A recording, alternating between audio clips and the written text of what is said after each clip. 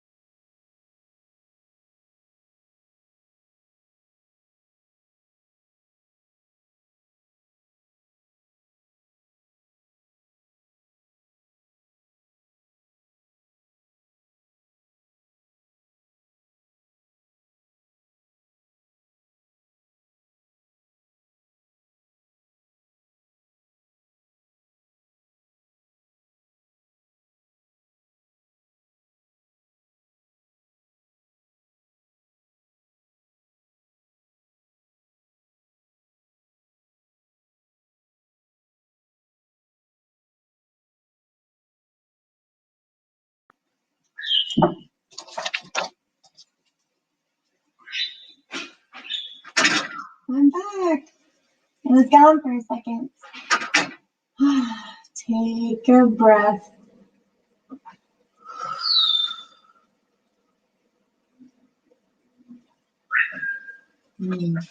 Light your face. Listen to your music. Take your moments to tend to yourself.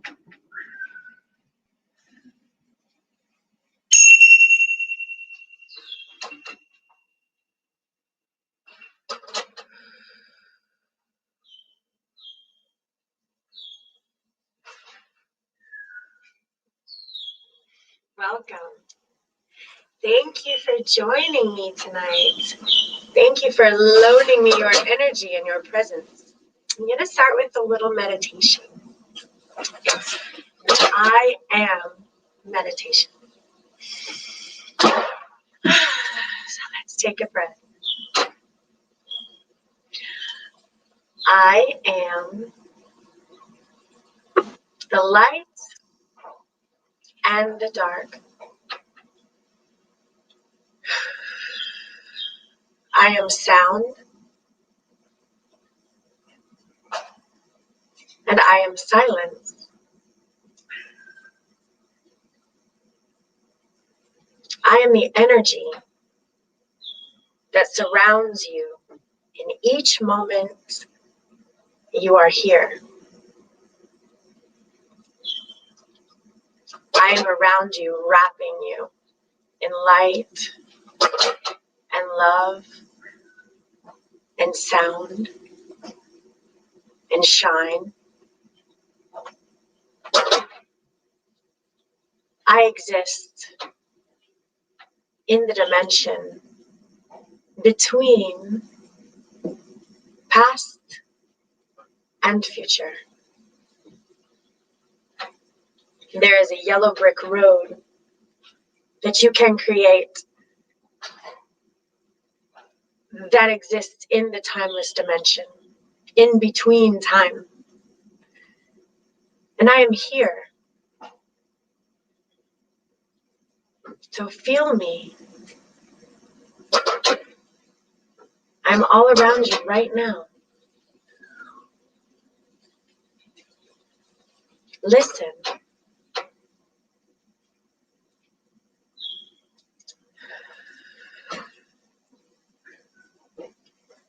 Together, we are. Together, we are one.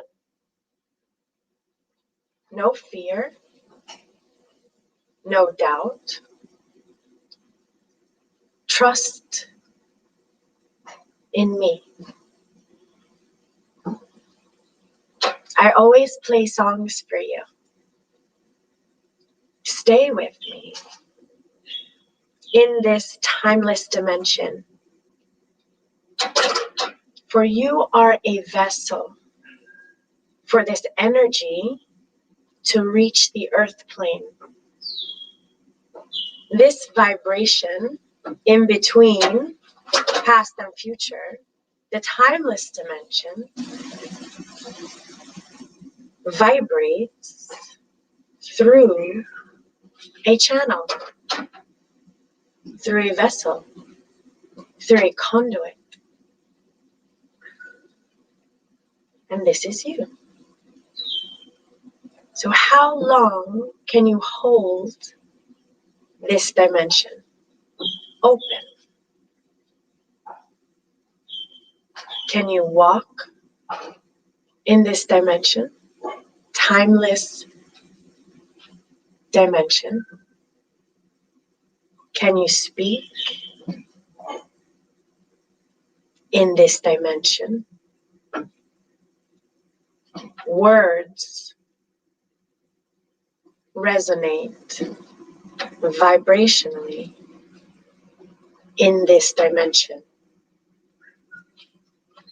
And then words resonate outside of this dimension.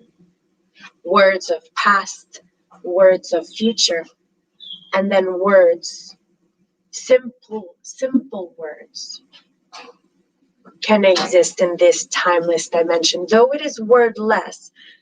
So the words are the signposts that are pointing.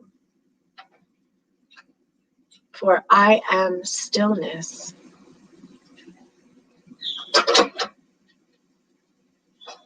Can you feel me?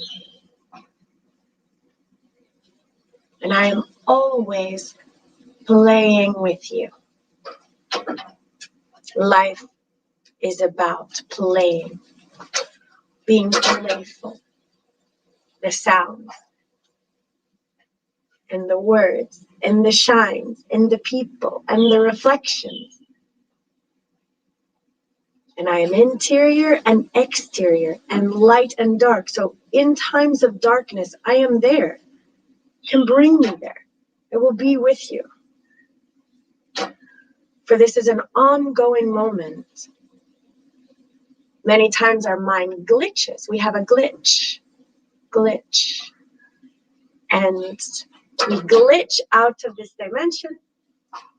And outside of that dimension, that's where problems lie. Then you shift into this dimension and the problems dissolve.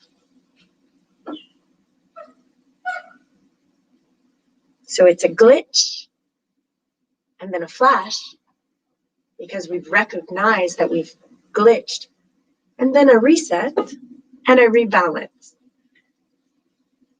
Reset, glitch, flash, reset. It's that simple. Cleanse your energetic field, cleanse your physical body, cleanse your vibrations, cleanse your environment, purify toxins. Monitor your thoughts. Much of your thoughts are generated by external vibrational energy that you are exposed to.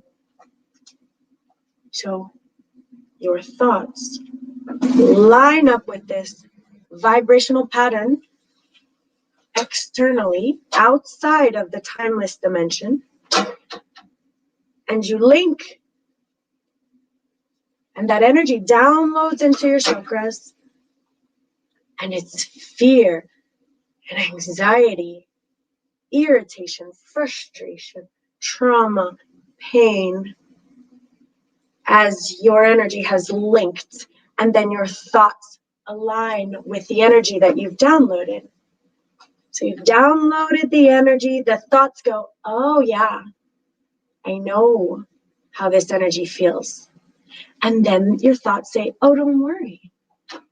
We do what we do. Let's link up. You want more of this energy because you downloaded it. So let's think about all of the circumstances and situations that are vibrating at the same vibrational pattern that you've just downloaded from external situations. And there they begin. Whatever your thought pattern is that links into the anxiety or the pain, the irritation, frustration, I'm not good enough, they're not good enough, how could this have happened? What about this happen? What am I going to do? Relax. It's a glitch. It's just a baby little glitch. That's what we'll be speaking about today. Master low vibrational energetic states. So these low vibrational energetic states, in order for us to not continue the cycle of aligning our energy with these states, we must learn what these states feel like when they're inside our energetic field. So I call it, I'm sure, not that I call it, but because I see this word a lot, but it's a trigger. It's a trigger situation. But I'm not there yet. I have a couple things I want to talk about first. That's the good stuff. Okay, so there's my I am. And this I am is here. It's here. And you know, I have to tell you something.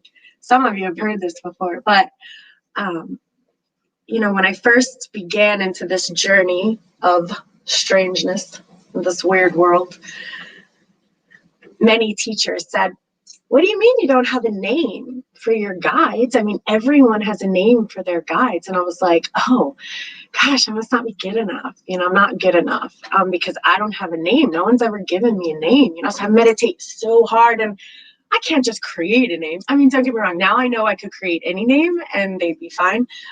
But at the time, everyone else had names and I didn't. And so finally, after a few years, I was like, fine. There is a reason why I don't have a name.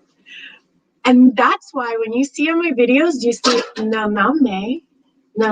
I kept hearing Naname, which is no name. So there was a reason for that. There's a reason why I didn't get a name. And the reason is because I am meant to teach about, this is what I'm told, this dimension, this timeless dimension, because in this timeless dimension of presence, all things heal. It's the cure for everything. And I know that's a bold statement, but it's true, so I have to say it. If you want to feel better, if you want to heal, if you want to be cured of addiction, of depression, of sickness, of illness, of mental illness, of just name it, master this dimension. Inside of this dimension, it feels like, you know, it's the Play-Doh before anything has formed. It's the Play-Doh before you put it in the little machine and squeeze it out and make a little cupcake, right? So what I've experienced is as we glitch and shift into this dimension, healing for all exists. It's just, you vibrate it away just fine. And I can't, you have to go there for yourself, you know? So every moment that I speak, I will try to give you as many roadmaps and pointers and signers, but every word I speak is only leading you down this little path. But the rest you must take this journey alone. You must find it, but it's worth finding. I promise you, find this dimension. It's worth it. Study. ECKHART Tolle speaks about it. Ram Dass speaks about it. Osho speaks about it. The Bible speaks about it. And once you shift into this dimension, you understand the Bible. You understand the whole thing.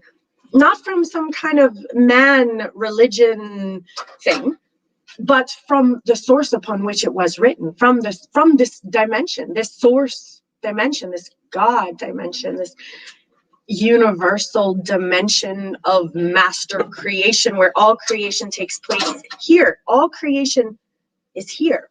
It's the unmanifested energy upon which forms us.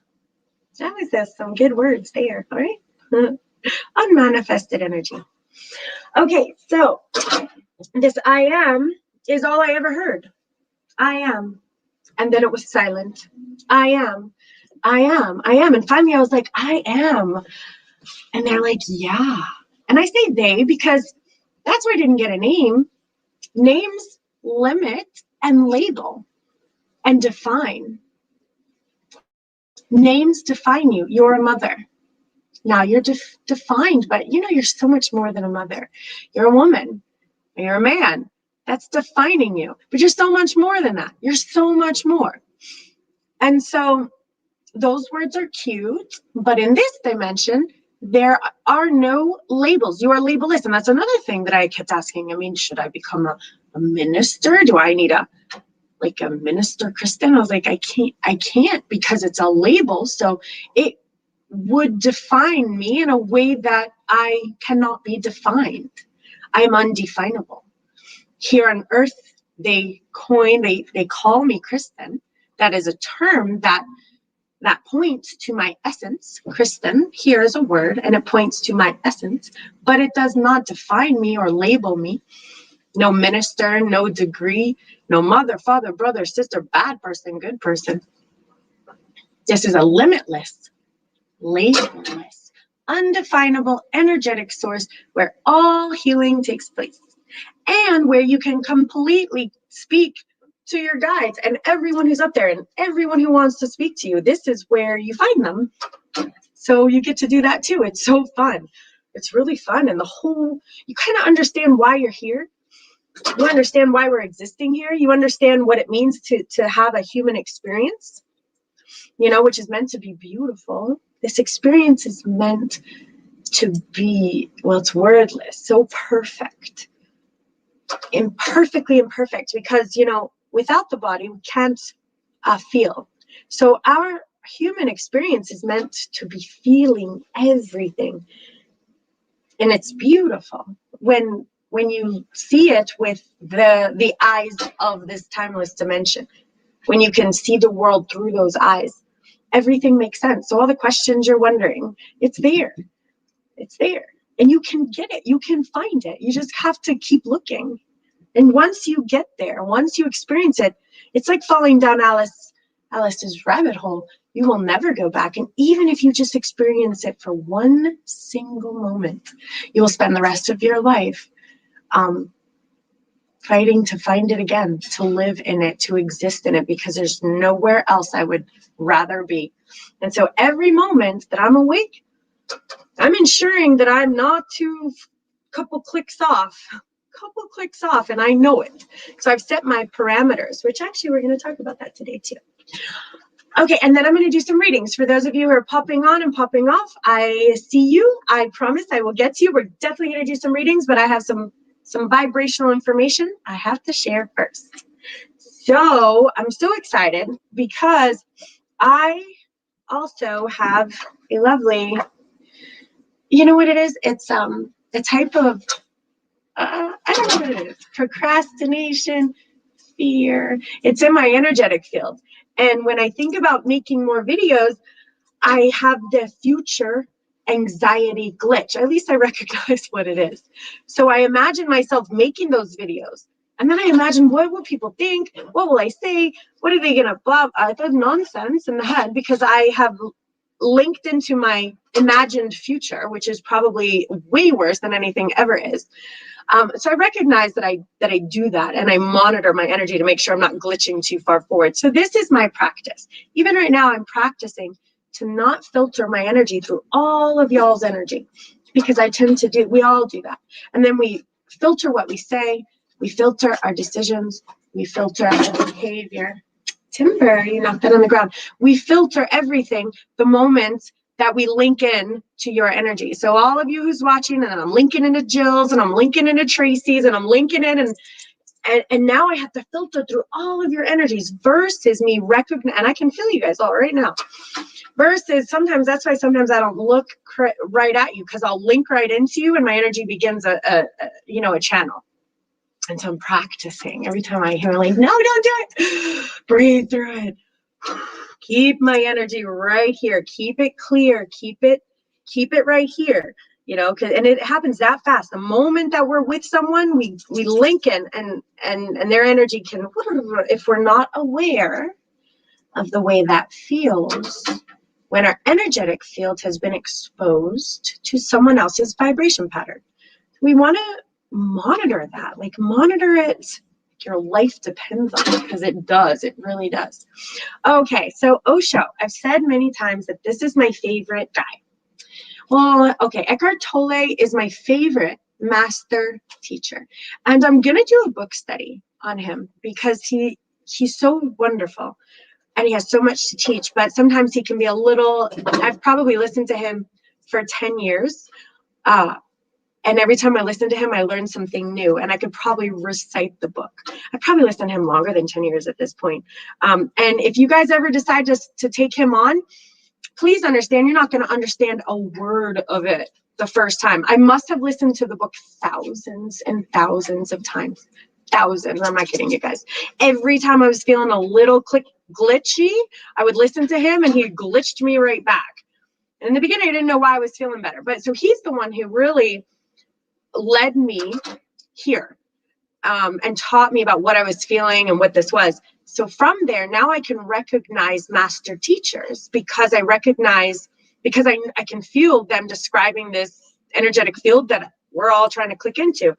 And it's in the Bible too, but again, it's difficult to understand. Osho, he's great. He's great also. And Ram Dass, I just found Ram Dass. He's great too. As far as the others, there's some really good like beginner level, like I think Dr. Wayne Dyer has some beginner level stuff. So you get exposed to the type of thinking.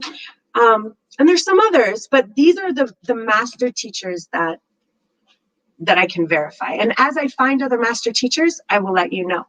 Having said that, a lot of people have asked me, number one, I think how to develop their gifts, because everyone has them and everyone has them. Okay. So everyone has a different gift, and it's really beautiful to figure out what your gift is, because together we all make this superhuman power team, which is so cool. What someone's great at, someone else isn't great at. So what I'm going to do is go through these cards, and actually right now I'm going to pick, I haven't decided. There's 78 cards. So I'm like 78 days. If I can manage to force myself to do a video once a day on one card, because every single card means something to me. And so what I'm going to do is, first of all, when I pull a card, I'm going to explain why that card means what it means to me, because that's how you're going to learn how to do this for yourself. Is you have to develop that really close, personal, intimate relationship with every single card. This card pulled for me could mean very different pulled for someone else, but that's your relationship with that card. And so when I pull this card, I understand what it means to me. This card speaks to me, and that's how I understand what you're going through, because we're all one, we're all together, we're all going through the same stuff. So you're never alone going through anything. We're all here going through it all, because we're all actually together in the same experience. It's like a collective experience. It's nice. So I'm going to pick a card. I'm going to pick like 3. Oh, look at the first card. Of course. Source. I love you. You want me to talk about that first? I'm just going to randomly pick them, and then this is what I'm going to do. And my first video is going to be tomorrow. Oh my gosh, there we go. So I got Tuesday's card is going to be source. So I'm going to explain what it means, and then I'm going to read what it means through Osho as well, because there's a lot of messages through Osho's. So my message and Osho's message, and then I'm going to stop the video. So in the future, if you pull this card on one of your readings, I'll just take a picture if you want and send it to you, and you can go through and get all those like meanings of those cards in a little more depth if you want. Okay, the second card we're going to be talking about, and this is probably just this week, we'll start small with 3. It's called Letting Go. And this is a card that's really, really important, probably for a lot of us to understand, because a lot of things have happened in our past, and we have to figure out how to let them go, even though I know it's not so easy sometimes. So we'll talk about that too. And creativity. And I love this card too. And sometimes we're like, it's a little foo-foo card, and it's, you know, it's cute. But the reality is that a lot of us, just in 30 seconds, we're these creative beings. We are all these creative beings, yet we're so busy trying to pay our electric bill that our creativity has been squashed away. But let's fight for our creativity. You know, yes, we have to pay our electric bill. Yes, we have to make our car payments. Yes, we have to catch up on our Netflix show. But there's some time that we can bring our creative souls and find those little things. It can be one little thing, but okay, I'm getting ahead of myself. So these are my 3 cards we're going to talk about this week: the source, letting go, and creativity. I will remember those 3. Okay, and I figured we're going to work through the whole thing, and that's just something I can do. It gets me practice for being on the camera, gets me, and I'm thinking I'm going to do it on YouTube. I haven't quite decided if I'm going to do it on Facebook, because again, it's a little difficult to channel through all that energy in YouTube. I don't have to channel through anyone's energy, so I will keep you posted on that. Okay, and then I'm going to get to readings, but, oh, okay, what do I have? Oh, yeah, okay. We're getting closer. So, this mastering low vibrational energetic states is the theme of the next, I'm calling it the next few weeks, because it's not that easy, but it's crucial for us to understand what it feels like when we're feeling icky. And I'll just read to you just the first couple sentences. And I know I read this in a previous show, but I keep hearing how important it is, and that this is something that we need to work on. So, and you know, I channeled this, but every time I'm not feeling good, I read it. I didn't write this. I just wrote it. Oh, that makes sense. Okay, I'm just going to read a couple things. So LVE, I call it, low vibrational energy. It feels icky, right? Sometimes we just feel really icky. We don't know why we're feeling so icky, but we're just like, I cannot exist right now. Like, I don't know. And it feels different for everyone. You either can't get out of bed, or you can't go to sleep, or you just like your skin doesn't feel right. Like you can't stand anything or everyone. Noises are frustrating. Textures are frustrating. Things are just frustrating, right? So when you feel icky, that's an LVE, low vibrational energetic state. Now, it's a weight, and I'll probably read a little bit at a time, but in YouTube, I'm going to have the full thing, so you can find it there. There's a weight in your chest. You know, sometimes I just feel really heavy, and it's like, it kind of feels like it's crushing in on your soul. And it's just like, you don't feel good. So you want to recognize when you have the physical sensations, because that's your, you know, energetic field, and actually chakra that's kind of like clogged, and that's had downloaded this energy. This energy is a real pulsating thing. So we're going to look at it from a scientific, you know, medicine perspective. Yeah.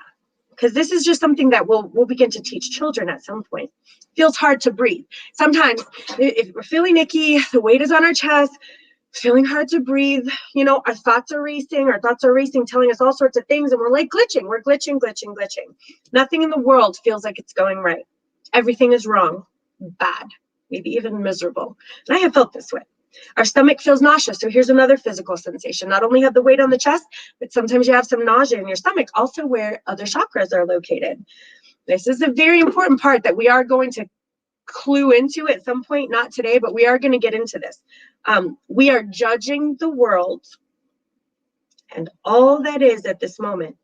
So we could probably talk for hours on just that sentence alone, because we judge the world from the moment we wake up till the moment we go to sleep. We're almost in an automatic autopilot judging, analyzing machine. The moment we wake up, oh, it's cold, oh, it's hot, oh, I ran out of coffee, oh, I banged my toe, oh, I need to do the laundry, oh, I have so many things to do. Or even if you're judging the world, oh, it's a lovely day, it's so beautiful, nothing could go wrong today, and then something wrong goes happen. So if we're judging good, we're judging bad. Within a second, it can be bad. So, but now's not the time to get into this, but we're going to really delve into this. We are judging the world and all that is at this moment, because we need to recognize a lot of times this is where this generates this low vibrational energetic field. So anytime that we're judging, again, we lower our vibrations, we plug into the judgmental zone, then we created this like arc of low vibrational energy of judgment. Yeah, and it perpetuates and spreads. Okay, the weight of the world feels like it's on my shoulders, and I am heavy and I cannot think clearly. So that's just the beginning steps of it. So I just want you to see about this week, if you can kind of identify when you're feeling a little off and a little icky and you're not feeling quite right. I don't want you to do anything with it. I don't want you to feel like you have to do anything with it at this exact moment. We're going to have some practices coming, but for now, recognize it. That's the most important. That's the first step, is to admit we have a problem. It's not a problem, but I think that's AA. But it is, we have to recognize it. So if you're up in the morning and you know, and you glitched and all of a sudden things are running in your head and you're feeling icky, not feeling good, stop. Kristen said this is a low energy vibration. Okay, I feel it. All right, good. That's all you have to do this week. That's all you have to do. Okay, and So it's a trigger situation. So let's give it a term. Let's give it a term, because I want you to begin to have words that you can attach this energy to. So it's a trigger situation. So when you're feeling icky, you're going to say, oh, that's a trigger situation. And you're going to link it, because you can download all sorts of energy into this trigger situation and remember it for next time.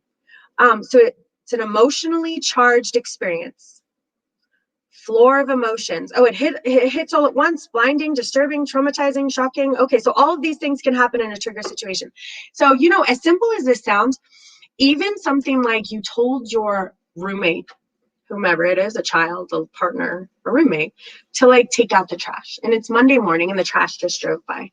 And the trash is like in the fridge. And like you've said this like over and over. So it's an emotionally charged experience. Like instantly, you're going to be hit with this emotion. It's going to hit you all at once, blinding, disturbing, maybe not traumatizing and shocking because it was just the trash, but it's coming, you know? And so then who knows what's about to come out of your mouth? What kind of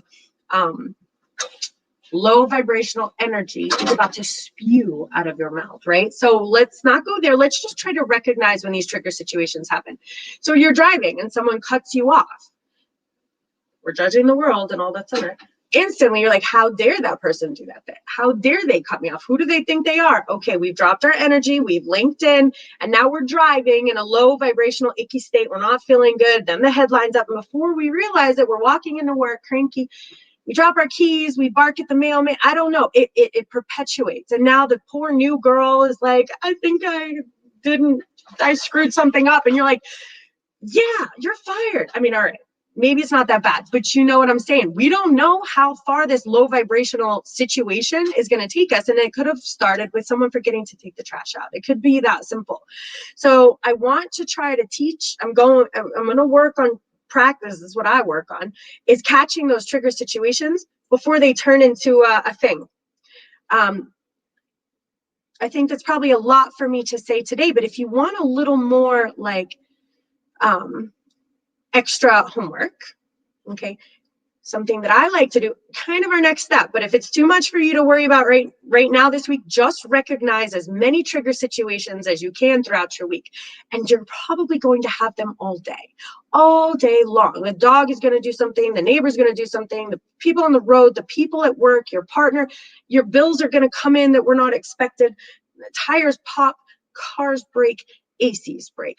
Children are children, partners are partners, right? So all week you're going to be faced with these trigger situations. All I want you to do is start recognizing them and how they make you feel. Actually, that's all I want you to do this week. I'm not even gonna, next week when we talk about it, we're going to talk about where it comes from, but let's just recognize it right now, okay? And you're going to feel anger. So we have these like warning. I want you to pretend you like have an alarm system, and if you feel irritation, the moment you feel irritation, the moment you catch it, recognize frustration, feel anxiety. Anger is another tier below. So the anger usually comes after the irritation and the frustration. Then comes anger. So believe it or not, sometimes we go from 0 to angry like that, like now I'm angry. But the reality is that if I were to click it back in millimeters, so you went from 0 to 1 inch, I'm going to click us back to the millimeter stage, which is recognizing that trigger situation and stopping in the moment. Okay, the trash is not taken out. Stop right there, because you're about to get angry. But you're irritated first. There's some baby ones there. Then you're angry. And then, some people go into violence. I mean, they throw things. I mean, this is all symptoms, medical, scientific symptoms of a low vibrational energetic state. That's it, nothing more. It's a symptom. So just recognize it like that and try to learn what it feels like in you this week. Just recognize it in this week. Next week, we're going to talk about tracing the origin and how beginning to digest it before it blows us up and causes our lives to be problems. And even more importantly, shifts us out of the dimension that I want us to stay in, which is the timeless dimension of peace and love and harmony. And when we're angry and yelling at someone over all that stuff, we can't get there. So that's why, I'm explaining this, is that these trigger situations, and these glitches, sometimes people can, first of all, stay in the glitched situation, stay in the trigger situation. They have absolutely no way to feel better because they don't even know that they can feel better. They have no idea how to digest this information. They have no idea how to get rid of this energy. They don't know, the processes aren't there. So the more of us that learn how to process this information and learn how to manage these trigger situations, then we can be an example. And then now we have a lot of people feeling better. That's what we want. And they're able to stay in this dimension of source and peace and joy and understand why we're here and understand how perfect the world really is. But we have some work to do until we get there. Okay, so I have something else to say. Rainbow Warrior news. I know we talked a little bit about a Rainbow Warrior, but a Rainbow Warrior is, and I know it maybe sounds a little silly, but I feel like I want to put my Rainbow Bright outfit on. I'm going to read you the first one. There's like 8 different ones, but I figure I'll read one at a time. That way we don't take up too much time. And it says, while the world is busy falling apart, which is exactly kind of what's happening right now, you are putting things back together. And so I'm going to stop right there because in that moment, what this means is that what we're doing right now is called putting things back together. Because yes, the world is falling apart. Yes, our jobs are upside down. Our finances are upside down. We have sickness everywhere. Neighbors are fighting neighbors. Families are fighting families. We're in an intense world right now. But you are putting things back together, making an effort to wake up in the morning and practice these things. Wake up in the morning and choose not to scream at your partner over the trash. Make a choice. Choose to try to get this low vibrational energy away from your field. Allow the person who cuts you off over and then wave at them. Making an effort to put things back together. Neighbors are fighting neighbors. You're going to be in the middle going, guys, it's okay. We love each other anyway. Spreading the light. Connecting like minds. So connecting like minds. So I'm going to ask you guys to be proactive about this. So if you met Ginger at the hair salon and she talked about meditation, and you know someone who's a yoga teacher and you want to go to a meetup, it's about connecting like minds together and bringing all of the beautiful light workers together. So you're hearing this is your task. Energy is stronger. We're stronger together. So if I'm isolated and I'm working every day and I'm in my 3D job, which is a lot of harsh, low vibrational energies, maybe my partner, God bless them, maybe vibrating at a different pattern. So I'm not getting my light energy there. Kids are kids. Pets are adorable. You can get some light energy from there, but actively as light workers and empaths and healers, which you are, because you would not be hearing any of this right now if you were vibrating at any kind of different level. Connecting like minds is what we're asking of you as a Rainbow Warrior, which you are. Disconnecting healthy minds. Disconnecting healthy minds. So we have to recognize now, because all of us as light workers and empaths, we're like interjected into an environment where there's a lot of unhealthy minds around us, right? So, and most of them are probably family members, like aunts and uncles and sisters and mothers and fathers. That's not even including our partners and all of our partners' friends, our kids, all their friends, the neighbors, and everyone at work, because you can't control all that. So you're around all these kind of like, okay, they're gossiping, they're judging, the weather is terrible. Look at what that one's wearing. Who did this? Who did that? Oh, that's a Trump supporter. Oh, that's a Biden supporter. I mean, it's intense, right? So disconnecting unhealthy minds, all I'd like to ask you to do is not engage in that. Pull your energy out of that environment. Now, I'm not saying walk away and be like, forget it. I can't talk to you. You're way too judgy. Because what are you doing? You're judging that person for judging, right? Not the answer. But holding the energetic field of love and compassion and forgiveness and understanding and silence is beautiful. So I allow when the people, when they have to do those, I just don't commiserate with them, but I don't judge them ever.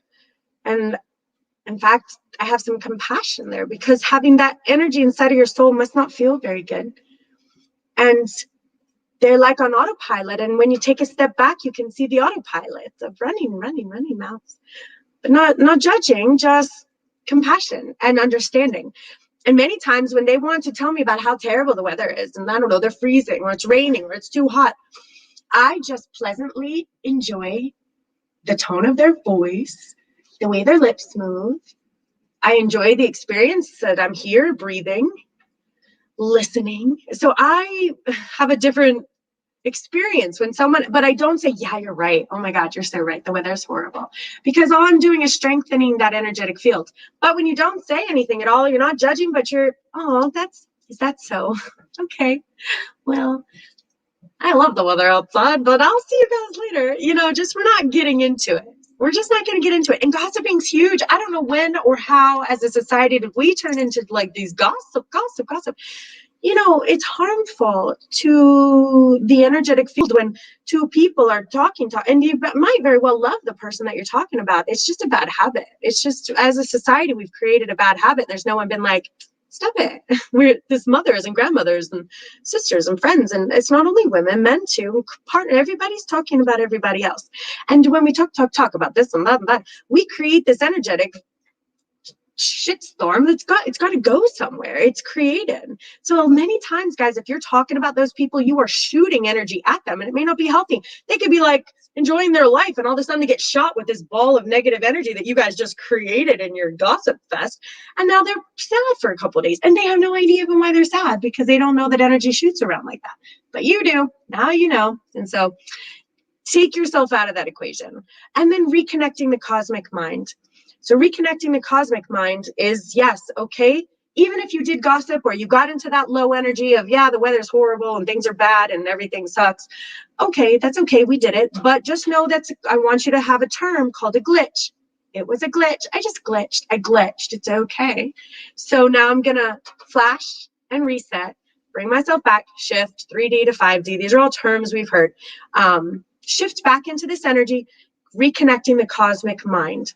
So when you see also the, you know, all the numbers, 828, I was trying to say, I'm going to get a little better with my numbers, but 811, 822, 833, 844, 855, and then I like 9 o'clock, and I got like 911 and 922. So everyone is seeing these numbers everywhere. That's the cosmic mind saying, hey, where are you? Where's your energy? Is it here? Are you with me? Right? They want to make sure that you haven't glitched. So that's why you're seeing the numbers. Have I glitched? And even master teachers, moment by moment, we have to shift and shift and shift and shift. And the moment we get distracted, like even the dog knocking this whole, okay, like the dog just knocked a whole thing of bird food, like the whole box on the ground. I could have very easily glitched. Now, yes, I'm on with you guys, but glitched and be like, God, you know, blah, blah, blah, blah, blah, and then shifted, and all of a sudden I'm dropped and I'm irritated and I'm mad. I'm mad at the dog. I'm mad that I have to clean. This is taking up my time. This is not what I want to do. It's late. I do so much for you, dog. How dare you knock my stuff over? I mean, imagine the things that I can run around like that. But I choose to say, yes, it fell on the ground. That is, in fact, the truth. Did the dog personally mean to do that? Did the person who didn't take the trash out be like, you know what, I'm not going to take the trash out just to screw up their day? Probably not. And if the person did feel like that, bless them and leave them. Sorry. If that's how someone is around you, we're going to bless them in their journey, but understand that energy is not healthy for you. But let's say for the most part, they didn't mean to not take the trash out. The dog didn't mean to knock that over. The tire didn't mean to pop. Your work, they got all that stuff going on. No one is, who's that guy, Ruiz, with the 4 agreements? Don't take things personally. That did help me a lot to understand that a lot of times the essence of people is good and they're not meaning to hurt you or frustrate you, right? So reconnecting the cosmic mind as often as you possibly can. Okay, work on your trigger situations for the week. From the AM to the PM. Oh, and I have one extra little light work, and then I'm going to take some readings. It does say, practice, this is, call it a level up, call it like extra credit. Practice not creating a story of words surrounding the trigger, right? Which is what I just explained. So the trigger is the whole box of bird food and bird stuff fell on the ground. So in a cosmic millisecond, the next thing I'm going to do is create the words. And I said it, all this, the dog is bad, this, blah, blah, blah, blah, blah. It happens very fast. So practice this week as you recognize the trigger situations. not creating a story of words and just accepting this kind of, then that's another level, but accepting that this is fallen over, accepting that the dog dropped it over, accepting that after this I get to pick it up, and being okay with this. There's some forgiveness, there's some stuff, but we'll be working on that in the weeks to come. So that's what we're going to be studying. Okay, I am done chit-chatting. I have my words, I have my stuff. Welcome, thank you for listening. I'm going to take a reading. Tracy, you want to come on? Hi, Tracy. I'm going to add you to the stream. There you are. Welcome. Hello. Hi, good to see you. You are so energetic. Oh my God. You're I'm just sitting here going like, whoa, what'd she say? What'd she say? Wait a minute. Hold on. What'd she say? What'd she say?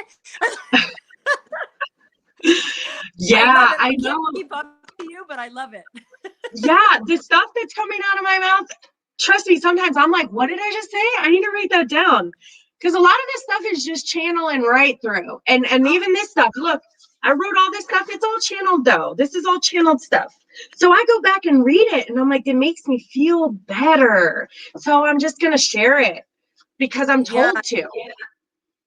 I feel I took the word right out of my mouth. I was thinking the whole time, she is channeling. Like, I wonder if she even knows what she's saying, like on the, like the human plane, if you know what you're saying. But I'm like the whole glitch and flash thing. I've never heard that. And it's like this aha moment. Oh my God. Like all of a sudden everything just came together for me. And I wasn't even planning to be on here tonight. I actually had so you were naming all the different people like ECKHART Tolle and Wayne Dyer. And do you know Grant Cardone? No, is that another one? Let me write his name down. So he is, but he's more of like, I wouldn't use the word spiritual. He's more like a Tony Robbins. Okay. But Grant Cardone, what's his name? But he can still channel. Cardone, Cardone, Cardone. Yeah, and I can probably Google it. Yeah, actually doing a free challenge this week. It started tonight at 8:00 Eastern Standard, and that's what I was supposed to be on. So I was sitting here Netflixing, and I just ate ice cream, so I'm on a sugar high, and then now I'm crashing. I'm like, oh my God, I'm tired because I ate ice cream. But I was going on Facebook to go on his 8:00 event. And I've been looking forward to it for the past couple of days.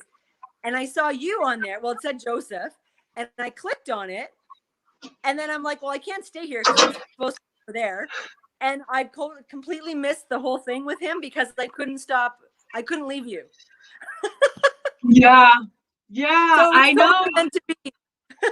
I know. Thank you for being here. And you know what? This stuff, I hear it. I just hear it. So I just obey and I just listen and I try to translate it as clearly as I can using words that are clear, vibrationally, energetically clear to your soul versus creating a thought process that you have to generate and analyze, which brings our energy back into the brain versus keeping it into this timeless dimension. Yeah, right? I'm blown away by you. I really am. And it was almost as if you have so much to share, and you couldn't get it out fast enough. Like it's coming, it's downloading and downloading and downloading, and you're like, yeah, I gotta say this, and I gotta say that, and I gotta say this.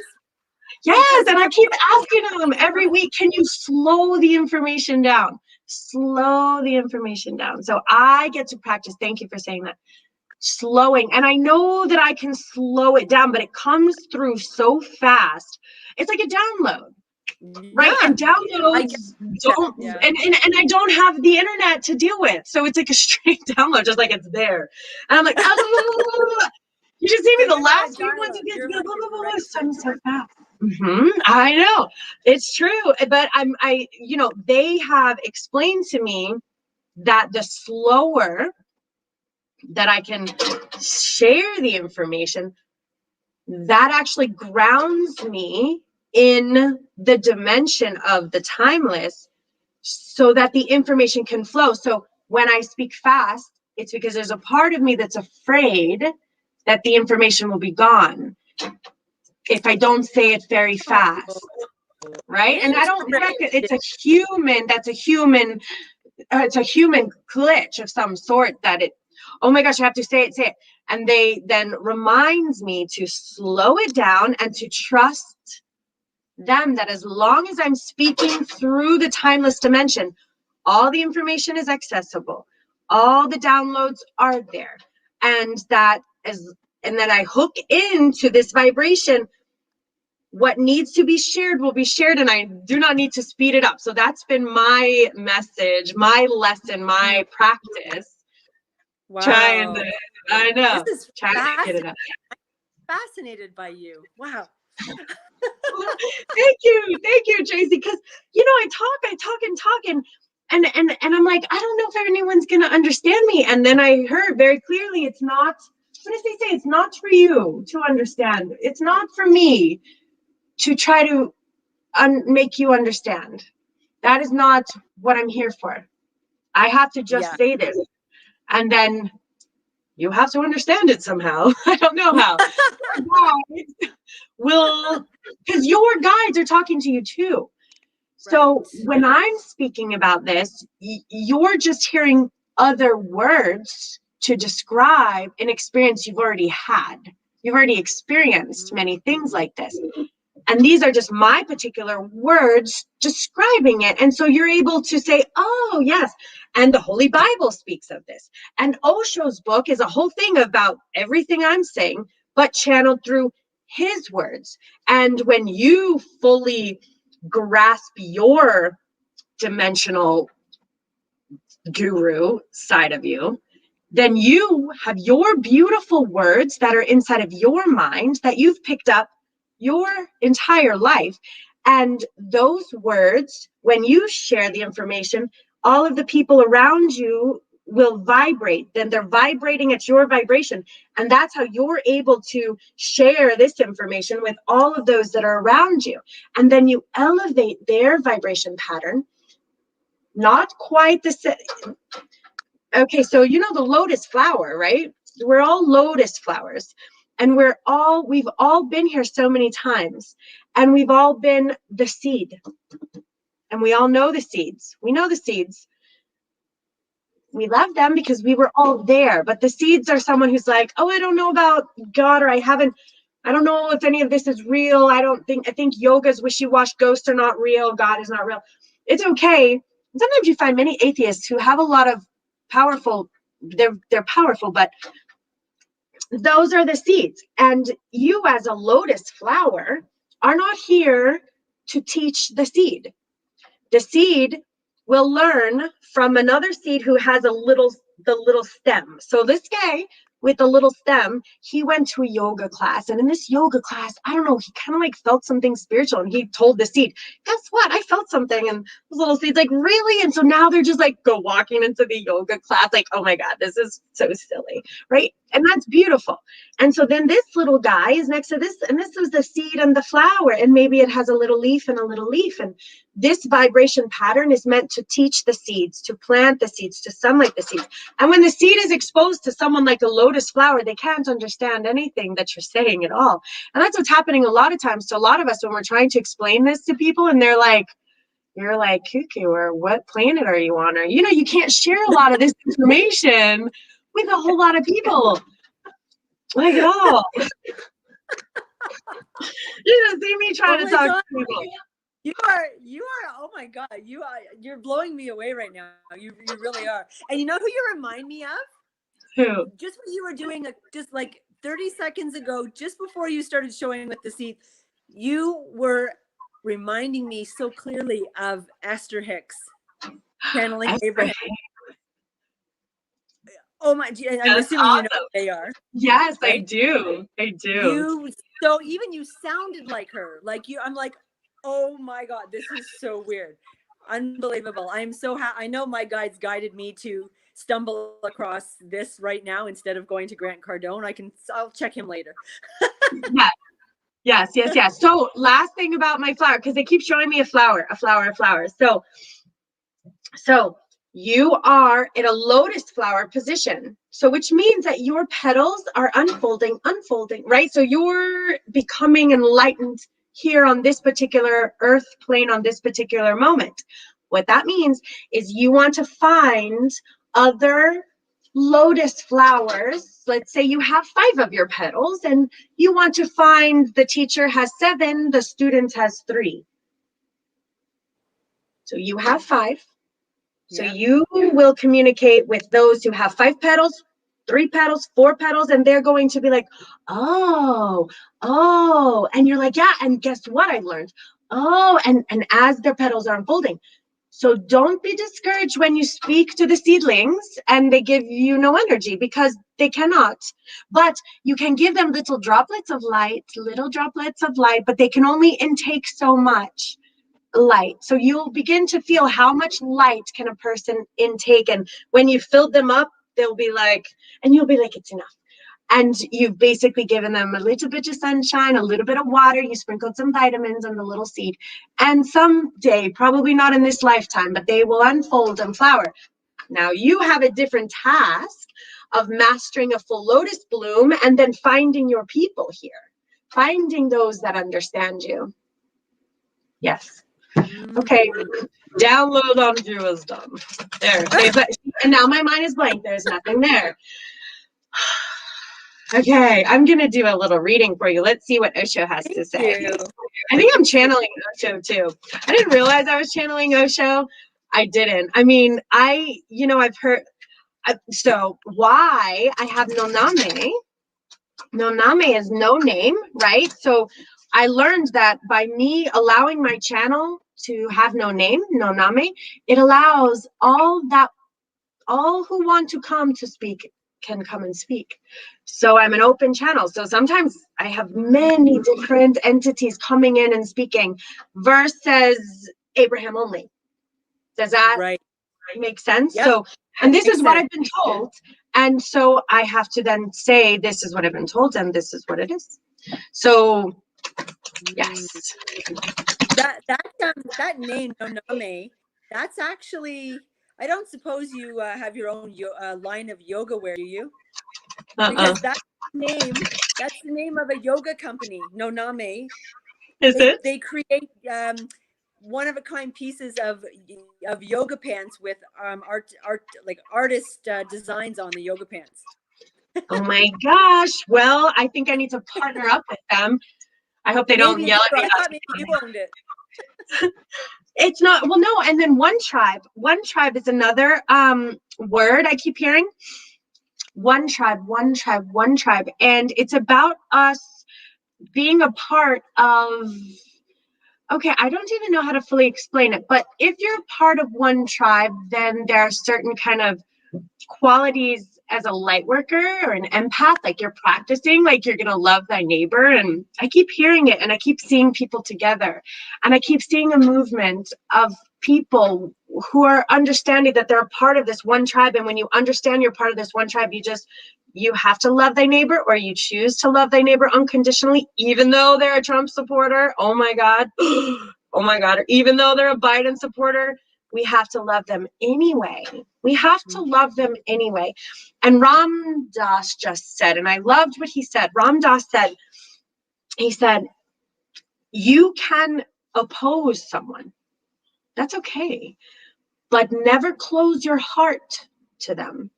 So I can say to you, I don't agree with that belief, or that doesn't resonate with me, and that's okay, but I still love you.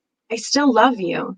And I want what's best for you. I don't want you to be hurt. I don't want bad things to happen to you, but I feel differently, and that's okay. So this is the Rainbow Warriors. This is the age of evolution. This is where our human species is evolving to.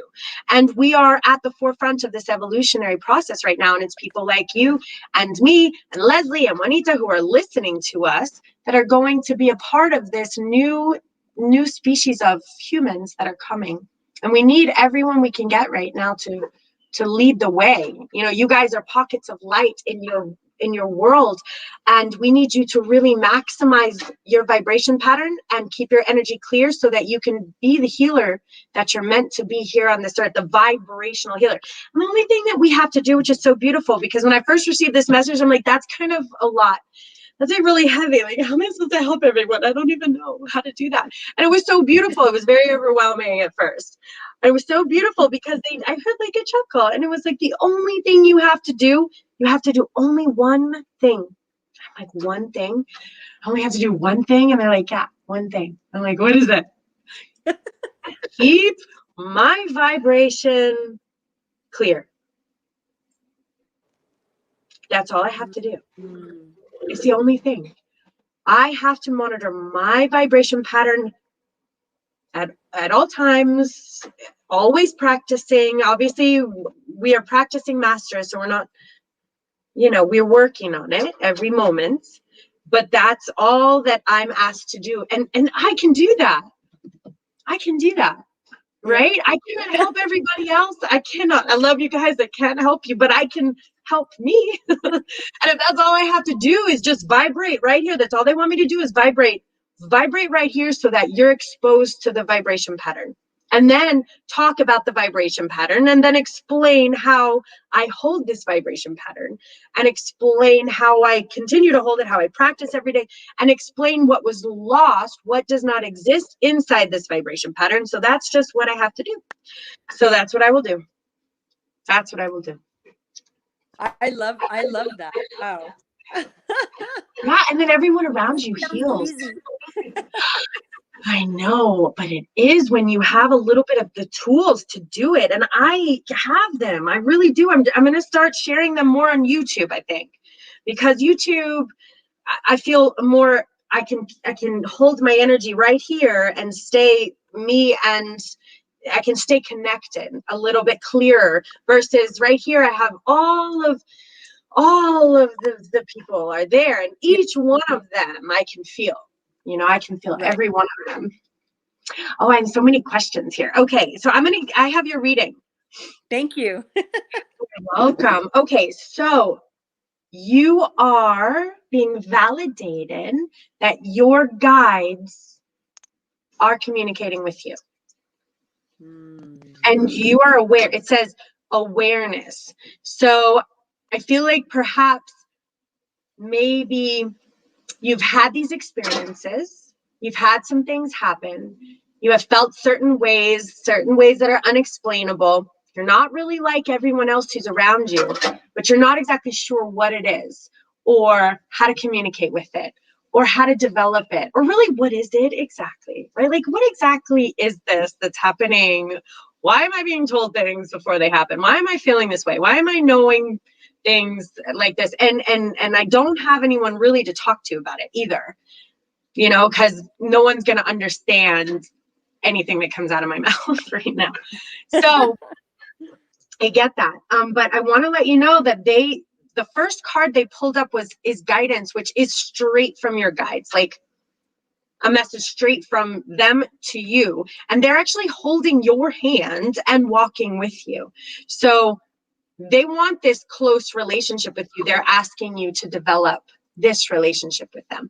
And there is that which is beyond the veil. So there's some awareness there that we have to believe in, we have to have faith in, and we have to trust in, because when we have doubt and when we have fear, it's just this closes the door.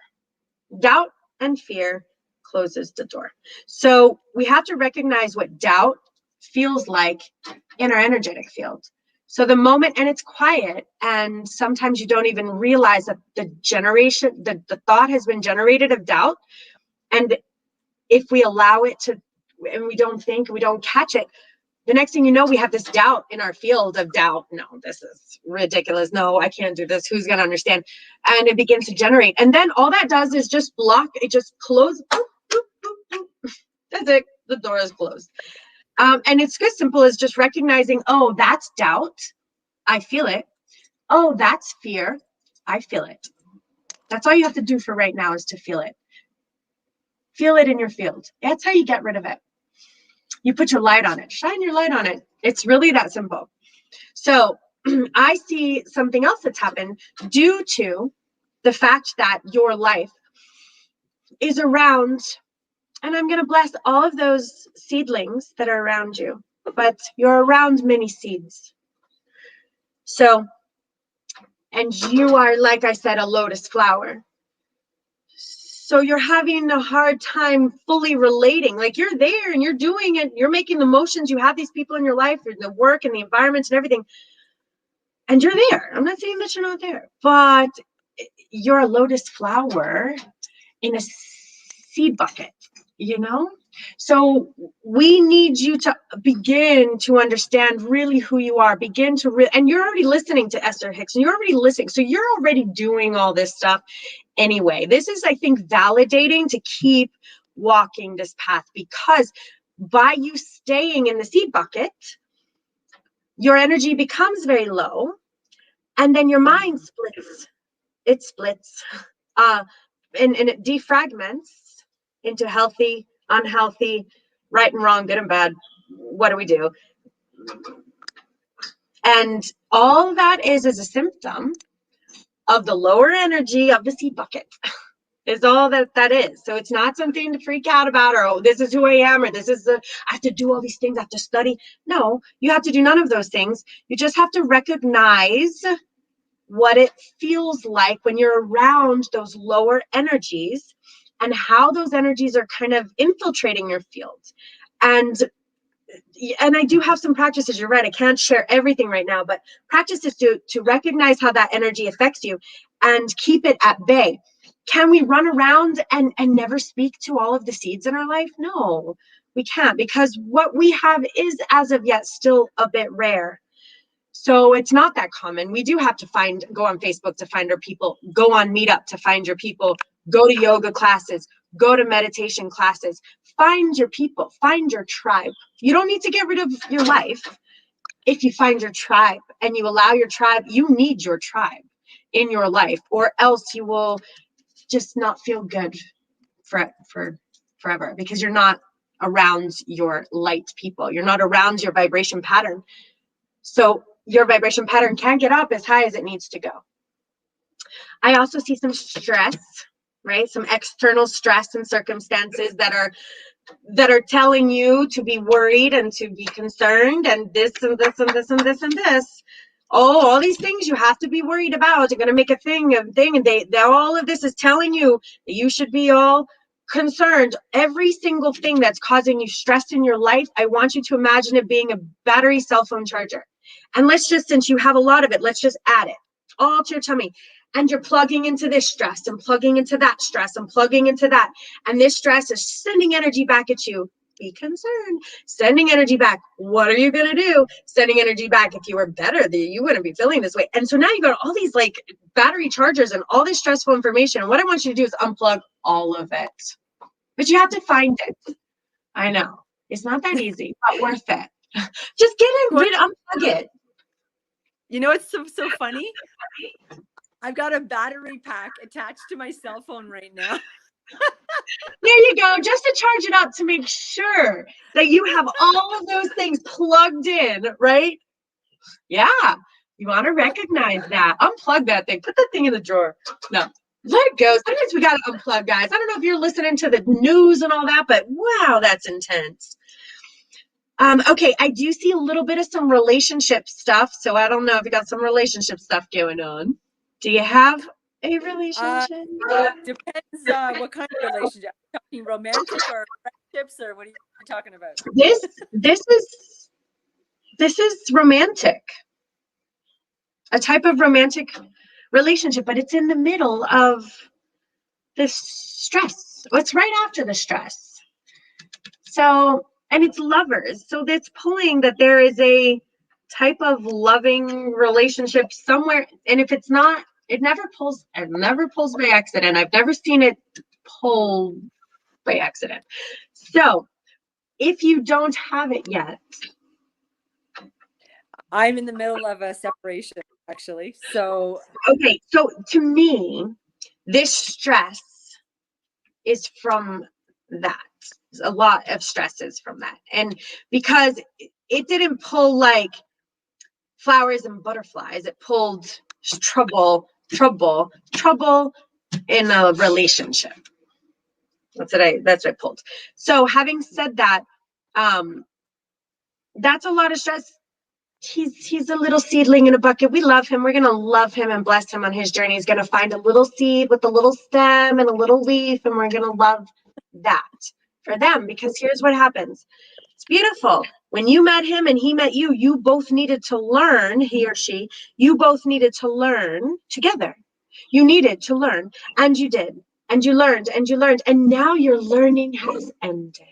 It's over. The learning is over.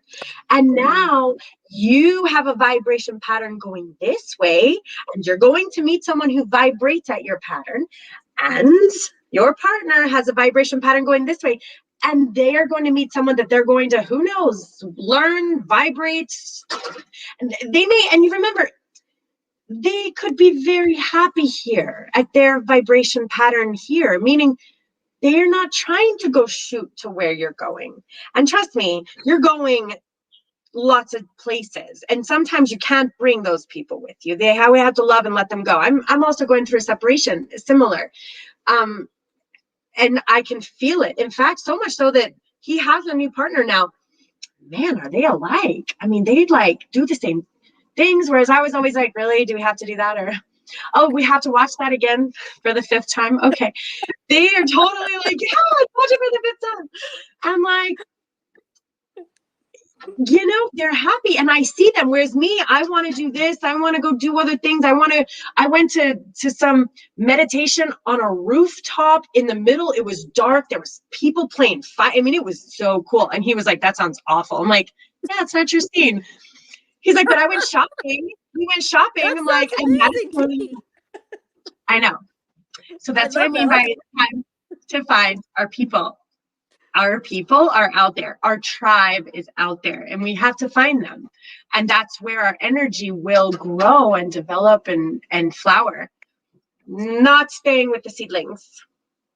So we're going to love his journey and bless the journey. Now, last card, and I have to explain it because I pulled it the other day for myself, so I know what this card means. And here's what I was doing.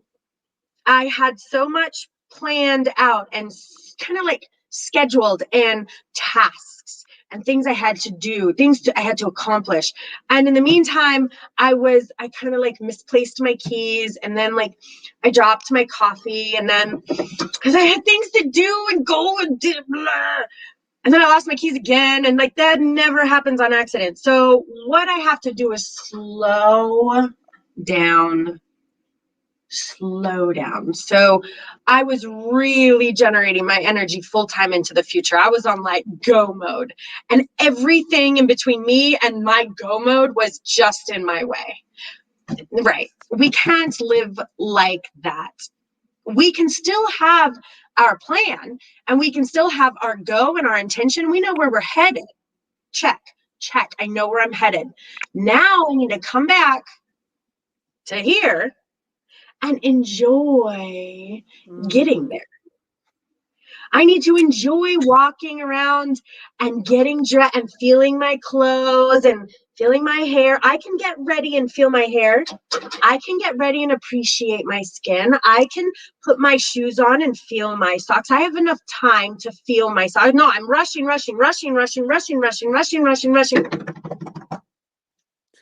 I'm not feeling anything. I'm not living. I'm just rushing. Yeah. I have to practice that too. I know. That's me. I know, me too. I pulled the card the other day and I was like, okay. And then I had to study it, because I was like, okay, so when I pull these cards, if I don't get my full thing, then I have to study it, which is why I'm going to expose this, bring it to YouTube so that, you can understand what these cards mean according to Osho too. So we'll have a better understanding of what the cards mean. We can really get into them because there's a lot of teachings in here from him too. Okay, Tracy. Thank you. It's done. There's nothing left in the head. I have downloaded all that there is. You are phenomenal. Absolutely amazing. And wow. Thank you, universe, guides, spirits, angels, everybody who brought me to you today. Thank you so much. Thanks. And let me know. Check in. Let me know how things go. I want to know. Check in the next week or two. Let me know how you're feeling. Let me know how these low vibrational states are going. We have our trigger situations. You have a separation to vibrate through, meetups and yoga. Are you local? Where are you from? No, I'm actually in just outside of Toronto in Ontario, Canada. That's But awesome. I'm a friend of Joseph's. Okay. And that is how I ended up seeing, because I see his lives when they pop on. And that's how I ended up seeing it when I went on at 8 o'clock. So I thought he does his shows on Wednesdays. This is only Monday. What's going on? And then I saw you and I couldn't leave. I was like, I'm totally captivated by listening to you. So Yay. Nice to meet you, Tracy. yes, nice to meet you, hon. I will be a fan now. I'll be following. I'll take it. Yes, and check out YouTube, because all this is going to be more in depth, slower, because I'm not going to be rushed. I'm going to take my time. I'm going to really channel the vibration, read through the vibration, slow my energy down, slow the downloads down. That's what I'm practicing. I'm going to make myself do it every day. I'm going to get better and better. All right. Yay. Well, I'll be along. Thank you so Tracy. much. Bye. Bye. Okay, bye. All right, let's see. Juanita, are you there? Hi, darling. Hi, Leslie. Hi, Kristen. Oh my gosh, look at your mask. Talk. Yeah, it only moves when I talk. You're amazing. Oh my God. Okay, I'm so at work again. my sister last night was talking about your mask. Out of Oh, the the blue, smiley face ones. a woman who comes on and wears the mask, and I said, I know, tell me she's not the best. So she was talking about you last night. Yeah, Okay, and I'm always at work. Tell me, I know, you were telling me, didn't you say you had to go off a little bit, or was that Jill who, I can't remember. You're still at work, working 70 hours a week? Yeah, pretty much. I'm here until 7 o'clock in the morning. Okay, and how's it going? Good. I'm a pediatric special needs nurse. I know that. So I tell people my about kid that. is sleeping. And your kid is... Yeah, my patient is sleeping. And, all is good. Okay. Juanita, would you like a reading? Yes. Leslie, I'm going to pop you off and then bring you back on. You got it. Hi, Juanita. I can't hear you. I can't hear you. Hi. I'll read for you anyway, though. Okay. Hi. All right, let me see. I have a couple of messages, so let me see. I have Kimberly said good evening. Good evening, Kimberly. I know Joseph. Oh, show. Joseph knows how to show it on there. Oh, I did it. Here we go. Kimberly says hi. And who I have, Jill says hi. Another Kimberly says hello, all. I have a Val. Sometimes when I'm reading and learning things, but this I'm a little confused. Yeah, I know. It can be a little bit much to take on, especially when you first start understanding dimensions, which is strange within itself. And then understanding that we have control over dimensions. I mean, this is really fringe stuff. It's something that you would benefit from beginning to learn from as many teachers as you could. So like Osho and like Ram Dass, and Gaia is a great app, and it has a lot of these spiritual videos. So the more you learn and listen and listen and learn, and Dr. Wayne Dyer, they talk about this kind of energetic field. And then you'll begin to get a little more comfortable with it, a little more familiar with it, and it'll make a little more sense. But it takes a lot of work, practicing for many years to tap into this. Okay, let's see. Mine triggers when people speak in a derogatory tone at me. Yes. So derogatory tones, let's pretend that is not okay. So that is someone shooting a vibration pattern of a derogatory tone. So their energetic vibration pattern drops very low. And they generate from opinions and judgments and beliefs about right and wrong and good and bad. And they generate all of this low vibrational energy. And then they pull back their arrow and they shoot it right at you just to see what you're going to do. So keep that in mind. So when anyone speaks to you in a derogatory tone or a cranky tone or an angry tone or violent, how could you, what's wrong with you? These are little darts. You may as well just imagine them, boom, shooting them at you. And you know what? Put your shield up. Ring, ring, ring. It's not happening. And the only way to combat that is by not allowing that energy to get into your system. But if it does get into your system, remember, you're going to actually feel the heaviness here, stomach nauseous, the weight of the world. So when you've been shot with a low vibrational energy, there is a physical feeling. But as we're going to learn a little more about this in the weeks to come and define it a little better, I'm going to really define what it feels like to be in the middle of this lower, heavier, denser energy, and how that's why you're triggering and that's why you're not feeling it. Yeah, and there's ways to combat that energy so it doesn't hurt you. At least it doesn't hurt you for long. Hi, Sophia. You got the bid. Congratulations. She got her cheerleading bid, so she's going to be cheerleading at like the ESPN Worldwide Sports Summit international competitions. Kind of a big deal. I think it's regional. Regional, something fancy. Yeah, she's going to be on the TV and everything. Little rock star. Okay, so Denise says, yep. And then, okay, wait, here we go. And then I promise I'm coming to you, my darling. Okay, here we go. One more thing. Let's see. My coworker irritated me earlier today. From there, it was pure frustration and irritation all day having to interact with her. Exactly. So that energy, she irritated you. It got into your soul. It lowered your vibration. And all day, you're stuck in this lower, irritated vibrational field. And if you're not careful and you don't like practice to have the tools to get rid of it, then you drive irritated. So you're cutting people off. You're getting gas. Irritated. You might be getting food at the supermarket. You might even be rude to someone at the supermarket. It's not really who you are as a person, but you're linked into that field, and all of your words and all of your behavior is you're generating this more and more and more and more and more. And then when you get home, you might even be irritated at your partner, or irritated at, who lives with you, irritated at your kids. So, and this is how the majority of people live every day. Every day they experience this, but they don't know how to feel better. So that's all we're trying to do is learn how to feel better.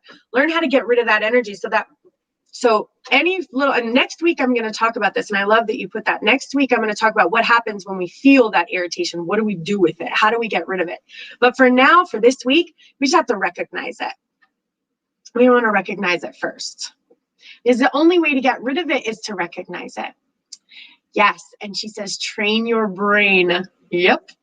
What else? Let's see. There's Juanita back. All right, I'm almost ready for you, Juanita. I'm almost there. How do you pull your energy away when you feel theirs by being an empath? That's such a good question, Denise. And we're definitely going to talk about that. But so there's like a tier of ladder. So basically, I'm going to give you the hack. Okay, there's a whole ladder of steps, energetic vibration steps that you can take. And I'm going to be talking about this on YouTube. Too much to get into today. But the hack that I have is that the moment I feel that energy inside of me, I say, the moment I recognize I'm feeling icky, and the moment I recognize I'm feeling triggered, this is what I say, and it works for me. That is not my energy. That energy does not belong to me. I did not put it there. And I would like all of that energy that does not belong to me to be removed from my energetic field. And it is gone. It just fizzles away. Now, whether that works for you right away, because I hadn't, my energetic ladder for so long that I've learned how to go from LVE to high vibrational energy state very fast, which I can do now, but with much practice. And if there is a situation that is not allowing me, if I say, please remove the energy, it's not mine, and I'm still glitching down, I have to process the energy. I haven't processed it fully. And I'll go through that process of what helps for me. And when you figure out how to get from here to here, then I want to hear what helps you, because that's what's going to help everybody. So I'm going to be talking about it, but that is not my energy. That's what I do, and I do it a lot. And anytime I'm not feeling good, that's not my energy. Like if you were irritated at work, I would have just said, that is not my energy. And then someone last week, which I love, said, put a bubble around you. Let's never forget about our bubble. We have our bubble and our energetic field's right around us. We do have a protection bubble. I like to put mirrors around it. I mean, and these are just little kind of like mental mind tricks, but the reality is energy does move like that. And so if I want that energy removed from my field, I just shoot it away. And if someone's shooting it at me, like the coworker was shooting it at me, that's when I'll make sure that my mirrors are on. Like, reflect that back to you. It's not coming my way.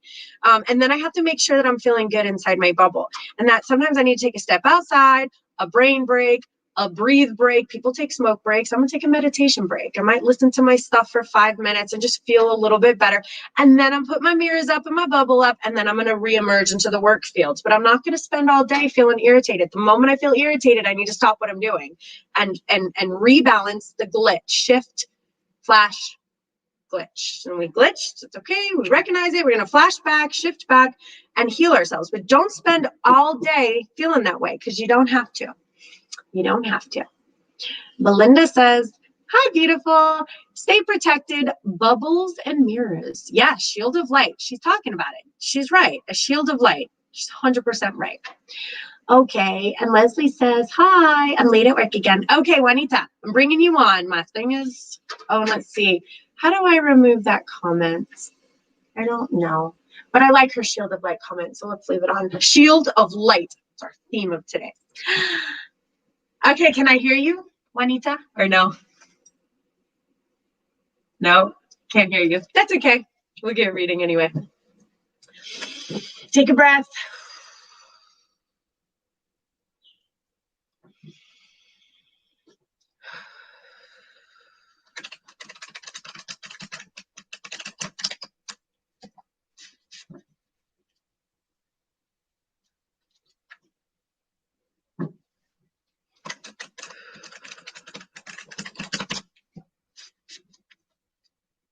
One more.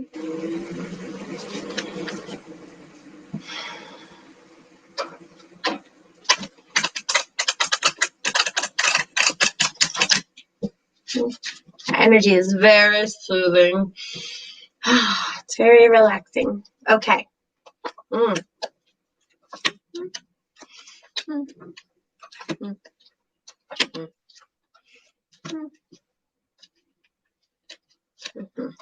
Oh, I'm going to give you that one too. Just not that I was okay. So many times in life, our environment is not conducive for us to play. Play, be silly, be happy, run around, put on dance music, just be goofy, just exist without the constraints of so much judgment and harsh energy for your particular soul. So I do see there's some stress, which we did talk about stress. So the stress pulls, meaning there's just a lot going on. And when this stress happens, it tends to, like, again, I know I'm not to repeat myself, but when it gets into the mind, can make us feel very tired, and it can, and we can't fix all these things, and we can't make this energy, happy or healthy or perfect, and we're trying, and we go this way, and then we're going to try that way, and we're going to try that way, and we're going to try that way, and there's just so much going on that's out of our control, and that tanks our energy, makes us not feel healthy. So what I would like you to do is recognize, I'm going to call these stressful situations, let's transfer them to the trigger situation. So you cannot fix everything. You cannot heal everything. You cannot make people happy. You cannot make things perfect. All of these things are completely out of your control. And I know that you would if you could, but you can't. So the only thing you can do is protect yourself. It's the only thing that you have control over. It's the only thing that you have power over. No one else can do it. You won't get it from anywhere, from work, from partners, from kids, nothing. So I need you to internalize. So you need to push all that energy away with her shield of light, and you need to unplug it. Unplug yourself from this personal investment of this wave of trying to get everything right and just trying to make everything happen, trying to make things good.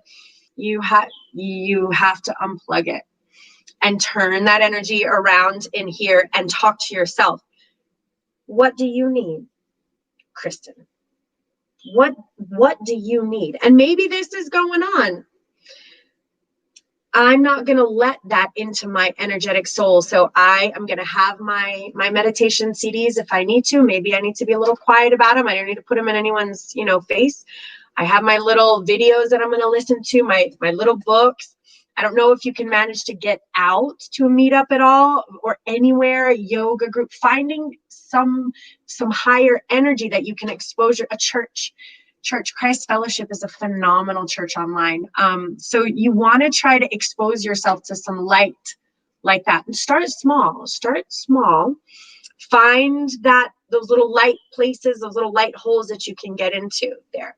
I do see that you've experienced some sorrow, and this sorrow, is pulling in your field.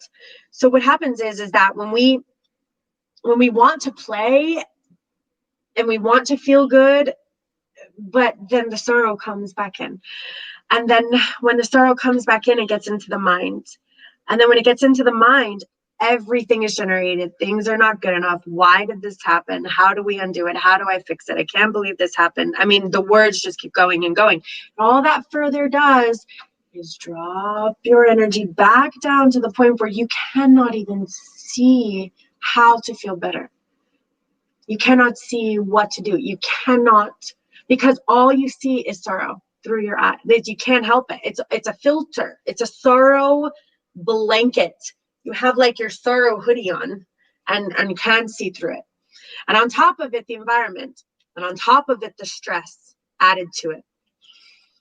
So it's the playfulness and the creativity that your soul is desperately in need of.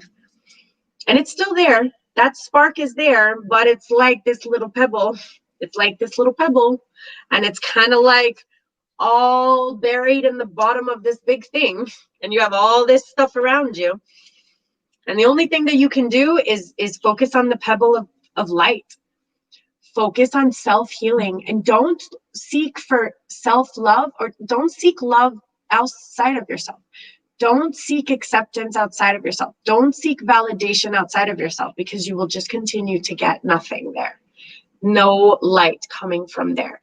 You have to begin to give it to yourself and generate it for yourself.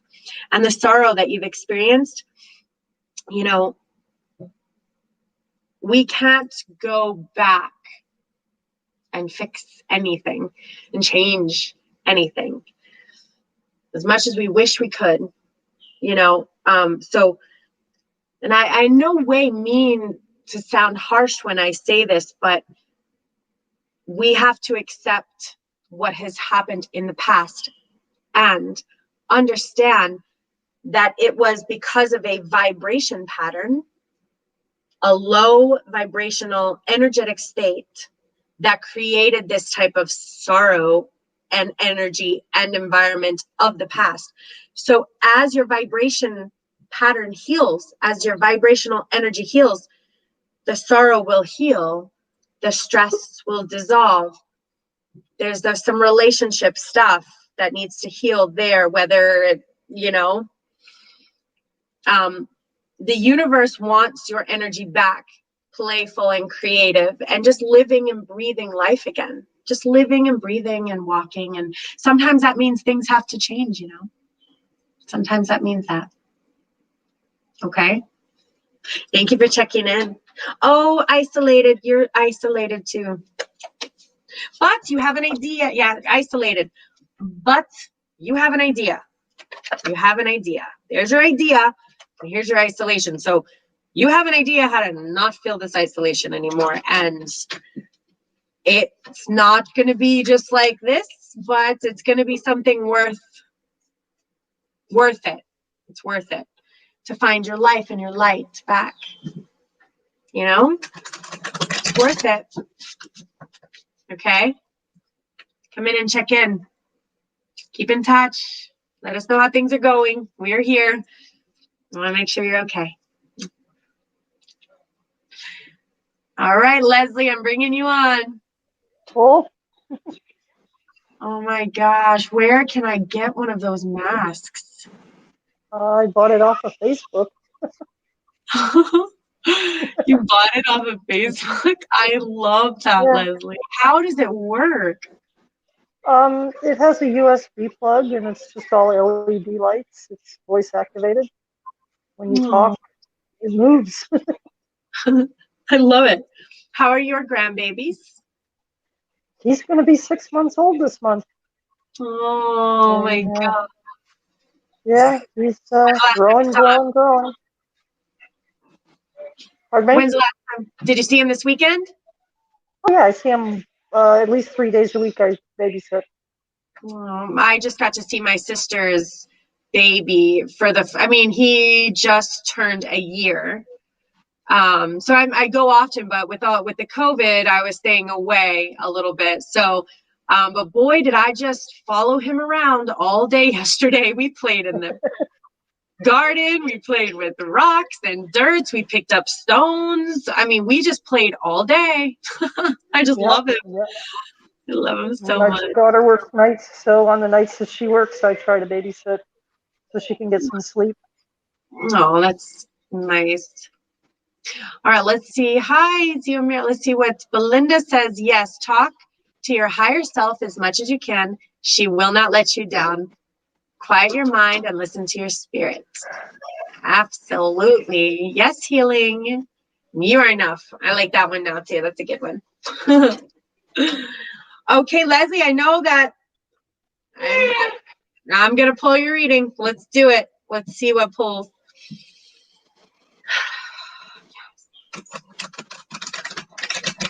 You always have such relaxing energy. Thank you. Yeah, it's always very calming. It's a learned behavior. I heard.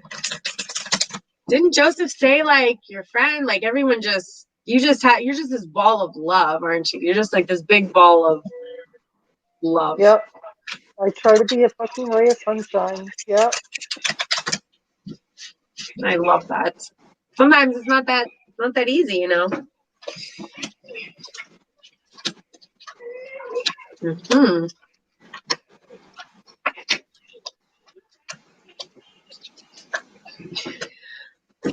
Okay, so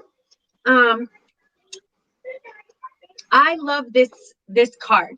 This card that pulls. It's called No Thingness. And what this card means, which I love, is many times, not that we mean to, but we sometimes tend to make a thing out of no thing. Now, here's the thing. As our society, we live a certain way. So we get up and we have responsibilities and we have obligations and we have things that happen and situations that happen and experiences that happen and stuff that happens at work and stuff that happens with our finances, stuff that happens with our vehicles, stuff that happens. And we have to be careful that not all of those situations become a thing. Like, oh, I have this thing, you know, and this thing's kind of getting me to, and then I have that thing over there, and then I have that thing that I have to deal with, and I have that thing that I have to deal with. I got like a lot of things that I have to deal with. We have a lot of things that we have to deal with. They tend to filter our energy and filter energy. And while most of the time, especially with your energy, you're kind of holding your own here, you're strong, but with so many things, it will wear you down if you're not careful. So, like, for example, this, like my little puppy. I mean, he's a puppy, so I have all this little trouble with my puppy.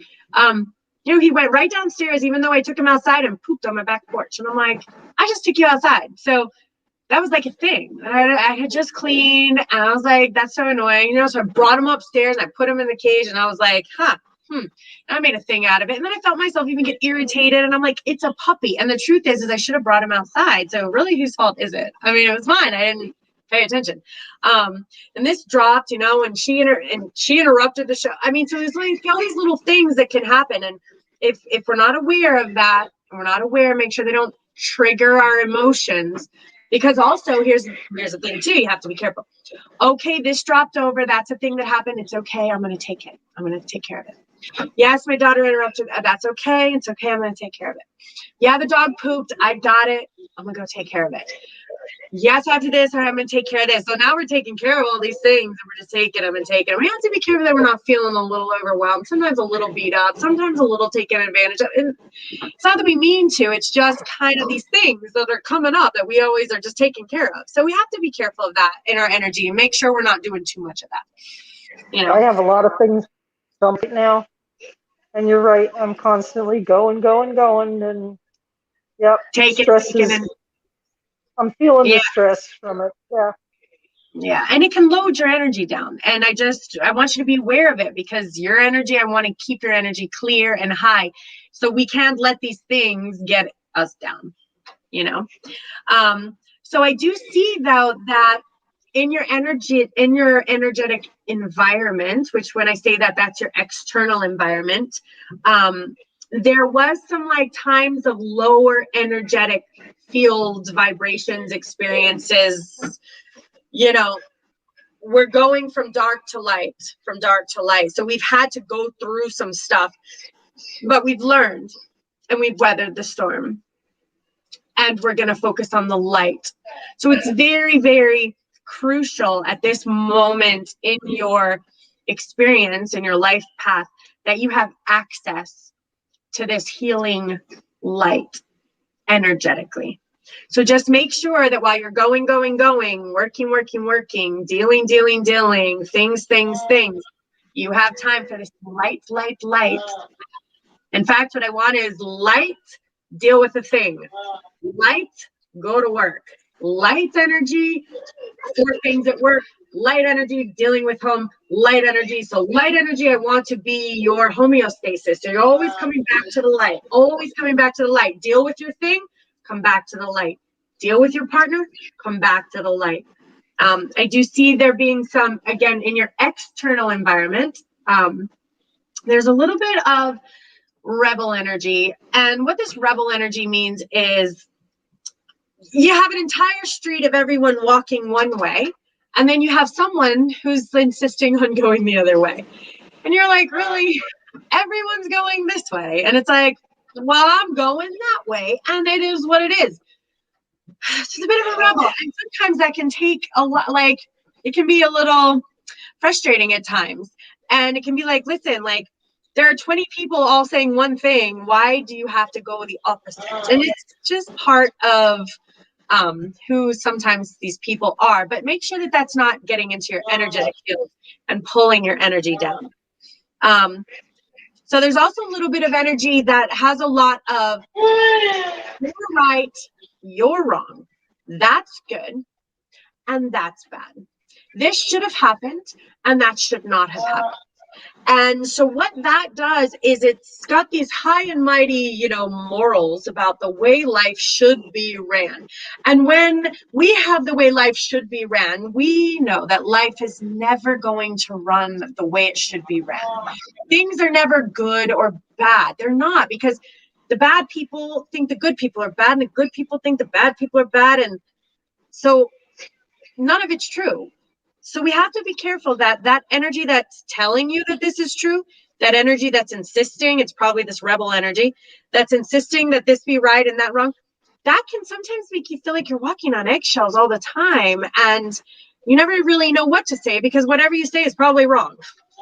You probably should have been going the other way. And it's like, it can be exhausting sometimes. So what I want you to do is unplug from that energy. I'm not saying you got to run away. It's in your environment. So it's not like you can just, that's it, it's gone. That's not the way the world works. But I want you to unplug your thermometer that's going like this. Oh, that's good. Oh, that's bad. That's wrong. And what am I doing here? Why are we not going here? And am I making, is this good? Am I making this person happy? I want you to unplug. You just gotta unplug, because guess what? Don't take these things personally. It's not about you. This is not about you. And you have to make sure that your energy is protected in here. Like, again, I'm going to put this. Belinda Ramos. Thanks. There we go. Now she's got a new thing. I love it. Self-care is very important, right? So that's a form of self-care. So when you have an energy that's kind of ordering you to go places, and the projections are there, and the rebel is there, I want you to love that energy over there. And I'm not saying far away, but you have your protection, your bubble. And inside of this bubble is peace for yourself, love for yourself, self-care. When you brush that hair, feel that hair. Do not filter your energy through this rebel energy. No longer filter it. You're going to love the rebel over there. He's a rebel. Love him. He's got his morals and his rights and his wrongs and his goods and bads. That does not affect you anymore. You're not going to let that energy into your field. The projections of how you should be behaving. No, thank you. I love you from over there, but that is not in my field anymore. And I bless you, and I bless your journey, and I bless your spiritual growth, and I bless you, and I'll love you as much as I can, but my energy is going to be protected over here. And I want you to always be monitoring that energy. So what I love is this innocence card that pulled up, and this is one of my favorite cards. It's an innocence card. I don't know if you can see it, but this guy, I love him. He's a guru. And this is you, as you know. And what he's doing, as silly as it sounds, but he's talking to a grasshopper. And I know that inside this crazy dimension that I talk about, you can speak to grasshoppers. It's so true. I know, call me weird, but you can once you shift into it. So the reality is you have the ability to shift into this vibrational field and master existence here on this earth plane right now. And that's kind of a big deal for a light worker, for an empath, for a healer, for someone like you. You can, I mean, the entire universe wants to be your best friend, wants that personal relationship with you, want like your higher self. And I think I say this to you, I think every time. So this energy, this rebel energy, is kind of in the way, or it's I don't mean to say it's sabotaging, because it's not that this energy means to sabotage, but it just has the lower, different vibrational field. So I would like you to love it, understand it, respect it, do not judge it, because it's the only way to heal it is to not judge it, and then protect your energy with healing energy, and protect your, you know, so when you walk outside, I want you to feel the wind. I mean, that's the universe loving you. When that sun shines on you, that's the universe loving you. I don't know if you're in the snow or that cool air, or even just the warmth, the radio, the birds. I mean, that's the energy I want you focusing on. I want you to develop that relationship with yourself, and with that self-love, and with your guides first and foremost. Tap into this timeless dimension, and you'll find all the healing. Even this energy that's this energy that you're exposed to, it will heal, but it will only heal when you heal.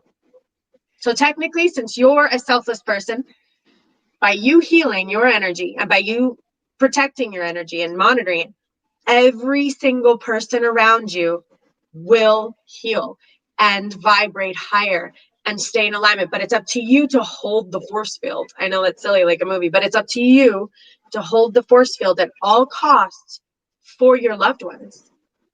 For your loved ones, you know? And I'm going to talk a lot about how to make that happen, because how it works for me. It doesn't mean that it will work for everyone this way, but I will tell you what I do to get there. And then hopefully with you practicing it, you can get there yourself, because all I have to do is get you there one time, and then you'll know what I'm talking about. And then you'll spend that time kind of figuring out how to stay there, how to master that energy, because it's the peace on earth. It's why we're here. And once you glitch into it and click into it, there is no going back you understand why we're here. So you'll continue to do whatever it costs and whatever it takes to stay in that energetic field. No matter what, nothing will be more important, because you'll feel the healing that lives in there. It's peace on earth, real peace on earth, inside of this field, this dimensional field, and you have the ability to tap into it, you know? So I'll talk about it as best I can. Yeah. Okay. Mwah. Love you, Leslie. Thanks for checking Thank you, in. Kristen. Yes, I will see you again. I'll be I'll at see work next week. Okay. I'll see you again next week. All right, love you. Z, you want to come on? Love you. Mwah. You want to come on, Z? Can you hear me? I can hear you. Hi. Hi. Welcome. How are you? Very well. Working in Bahamas. Oh, working in the Bahamas. That sounds Yeah. awesome. Yeah, I I work wish on yachts.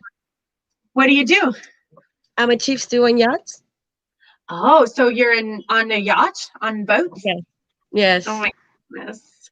All Trying right. to sleep, but I saw you. I was like, oh my gosh, she's like just hitting every nail like down to the T, exactly at how I see things, how I like project earth and love and the energy. Like I get up in the morning, I look at the trees, I tell them thank you for the trees, tell them thank you for the birds, thank you for everything, because it's just what's such a wonderful feeling to have that, you know, and especially me being able to travel and see so many wonderful things and just say thank you, you know, just have gratitude.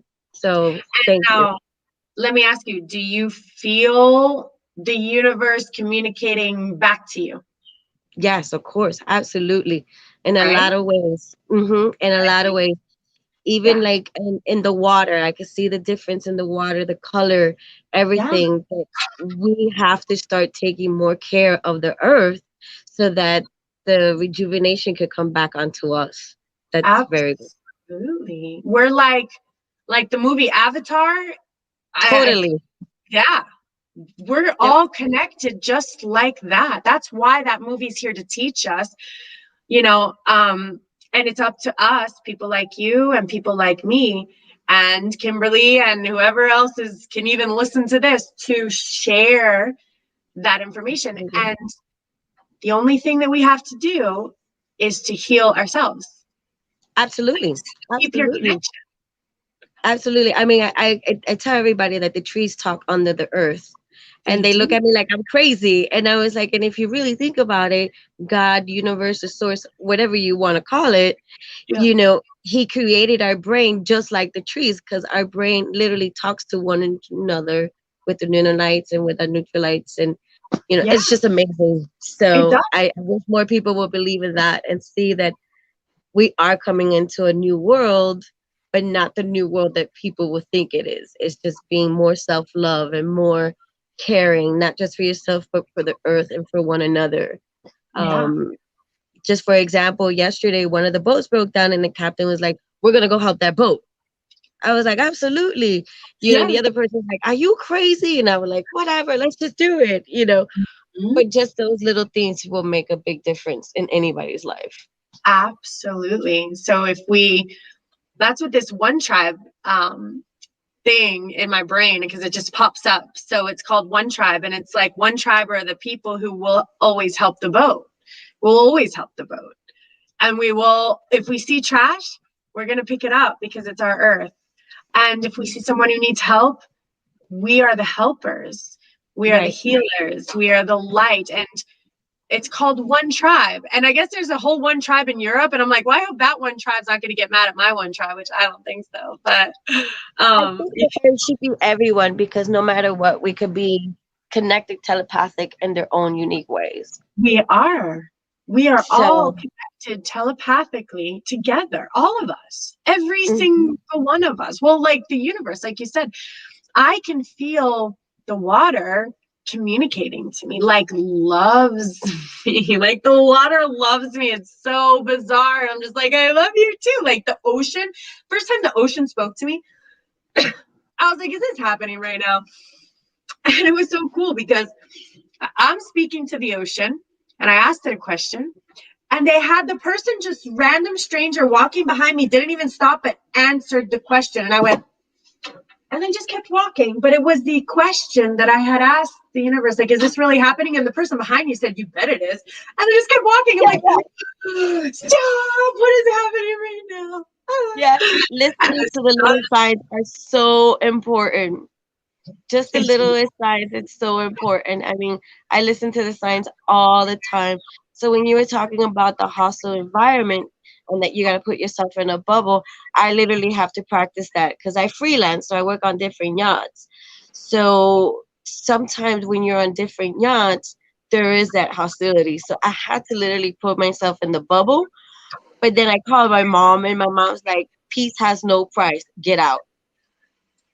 And that was like what I needed to hear. Mm-hmm. Yes. So And I have found that, and I have not mastered this yet, but I know that as a practicing master, as you are a practicing master, I always find ways to potentially challenge myself. But what your mother said always remains true. Peace has no price. I think that's what she said. So I'm always put into this kind of these denser energetic environments. And I'm like, I got this. We got this. Come on, let's vibrate through. And then I can master this vibration pattern, because there is a real dimensional, timeless dimensional vibration pattern upon which source communicates. Source is all around us all the time, but there's this fine line where it's a clear channel, because we have cleared our minds. So our minds are like, oh, this and this and this and this and this and this and this and this. When that is all gone, there's nothing left but the source energy. So that's why they say in meditation, clear your mind. But the reality is we can never clear our mind. So we have to learn to work with our minds. We have to embrace our mind, love our mind, love the shenanigans of our mind, love the low energy when we feel it. It's the only way to get rid of it. Yeah. Well, you got to live in the now for sure. That's the dimension. It's the timeless dimension of now, right now. And when we think about it, what is it right now? Like right now is like, it's like right now, guys. It's like right now. Absolutely. You got to live in the now. Wayne Dyer said it so perfect. Live in the now, love everything, but don't be attached to nothing. Correct. Attached to nothing. Yes. And I just love that. Yeah, on even what that means, attached to nothing.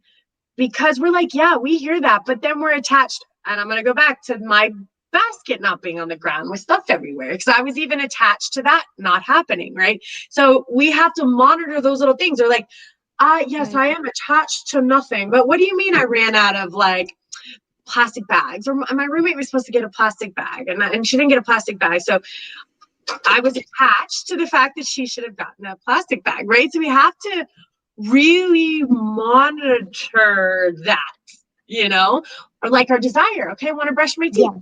Right now, I want to brush my teeth. So it's like, okay, I'm going to get up, I'm going to go brush my teeth. I have to step over this stuff, and because I have an intention, a desire, no, it's right now. And we can use our minds. Our mind is a tool. It's a computer. And the mind says, does its job. Hi, it's bedtime. Time to brush your teeth. Period. Right. Now we stop. The mind did its thing. Now we move back down into the body, and we experience how beautiful it is to even just have this moment in between times. So yes, I'm here, but I'm going over there to brush my teeth. Instead of projecting my energy into brushing my teeth, because then after that, I'm going to go to bed. So then after that, I'm going to snuggle, and then I'm going to watch my Netflix. So now my energy is not only brushing my teeth, but now I have my energy watching Netflix. Now I have my energy folding my laundry, and I'm still like right here, supposed to be right here now. Yeah. Right? So I'm not going to fall over something because I don't even know what my feet are doing, because I'm so thinking about brushing my teeth. Right. So I always live for the now, for sure. Like I tell the captain, well, what's next? So I let him worry about whatever is next in the future. But of course, when you're working on the yachts and you're dealing with lines and stuff like that, you have to think about ahead, because if you hit another pylon, if you hit this, so you have to think of head and that perspective, but you're still in the now, because you're in that one action, but that one action has multiple things. So by you doing that one action, you still haven't gotten to the point where you're at the dock and you're going to get off the boat. You're docking the boat. So your mind is still there. Yeah. So if you do that with, so your mind knows, okay, your mind said, hi, we need to dock the boat. And there's 10 things we have to do. Great. Now I return back to the now and I feel my hands on the rope, because that's all I can do right now. So guys, forget multitasking. No more multitasking. Right now I move, and now when this rope is done, you still know you're going to the boat. You still have your 10 steps, but now that I'm finishing this, I feel my hand wrap around that. Now what's the next step that I can do right now? Oh, I'm going to walk. So I can listen to my feet. Yeah. Feel, but I'm going. It's not like and I'm walking to my next step, which is still docking the boat. But I'm not just like, oh, I gotta dock the boat. Oh, I gotta get the rope. Oh, I gotta do this. Right? Yeah. So it's definitely interesting when I tell a lot of people, you gotta live in the now. You got to live in the now, and that's just one thing I try to tell everybody. So I hope everyone that's listening, just live in the now. Just feel that self-love, and you're going to have that self-care and that self-natured, and you're going to see a lot more spiritual stuff coming to you. Like I've had a lot of different type of experiences. I was studying a book of Dolores Cannon, and she literally took me back into my past lives. And it was just amazing feeling. And I let go of everything. Literally, I felt like the movie Frozen, Let It Go. That's awesome. So that's probably why you're able to flower here now, because you are in a conscious flowering of evolution, you know? Yes. Yay. Oh, look, past lives pulled up for you. Past lives. Isn't that funny? I know. It pulled up. Past lives. It pulls up creativity. So making sure you have creative outlets and ways to share your life. But, you know, for me, creativity is like even what I'm doing right now, being able to share this energy with others satisfies my creativity and brings me the light energy that I need. Absolutely. Are you in a relationship? Yes, it's complicated, but definitely I love him to death. I see all But this complicated stuff. yeah, it's long distance, so definitely it's complicated. Okay.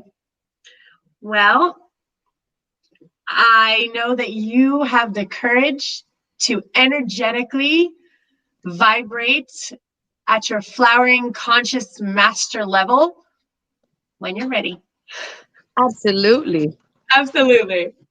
I love that. Yes. And I past lives pulled up. So you are handling your past lives right now, which me too. And I have had a past life regression. I saw some crazy things. I saw myself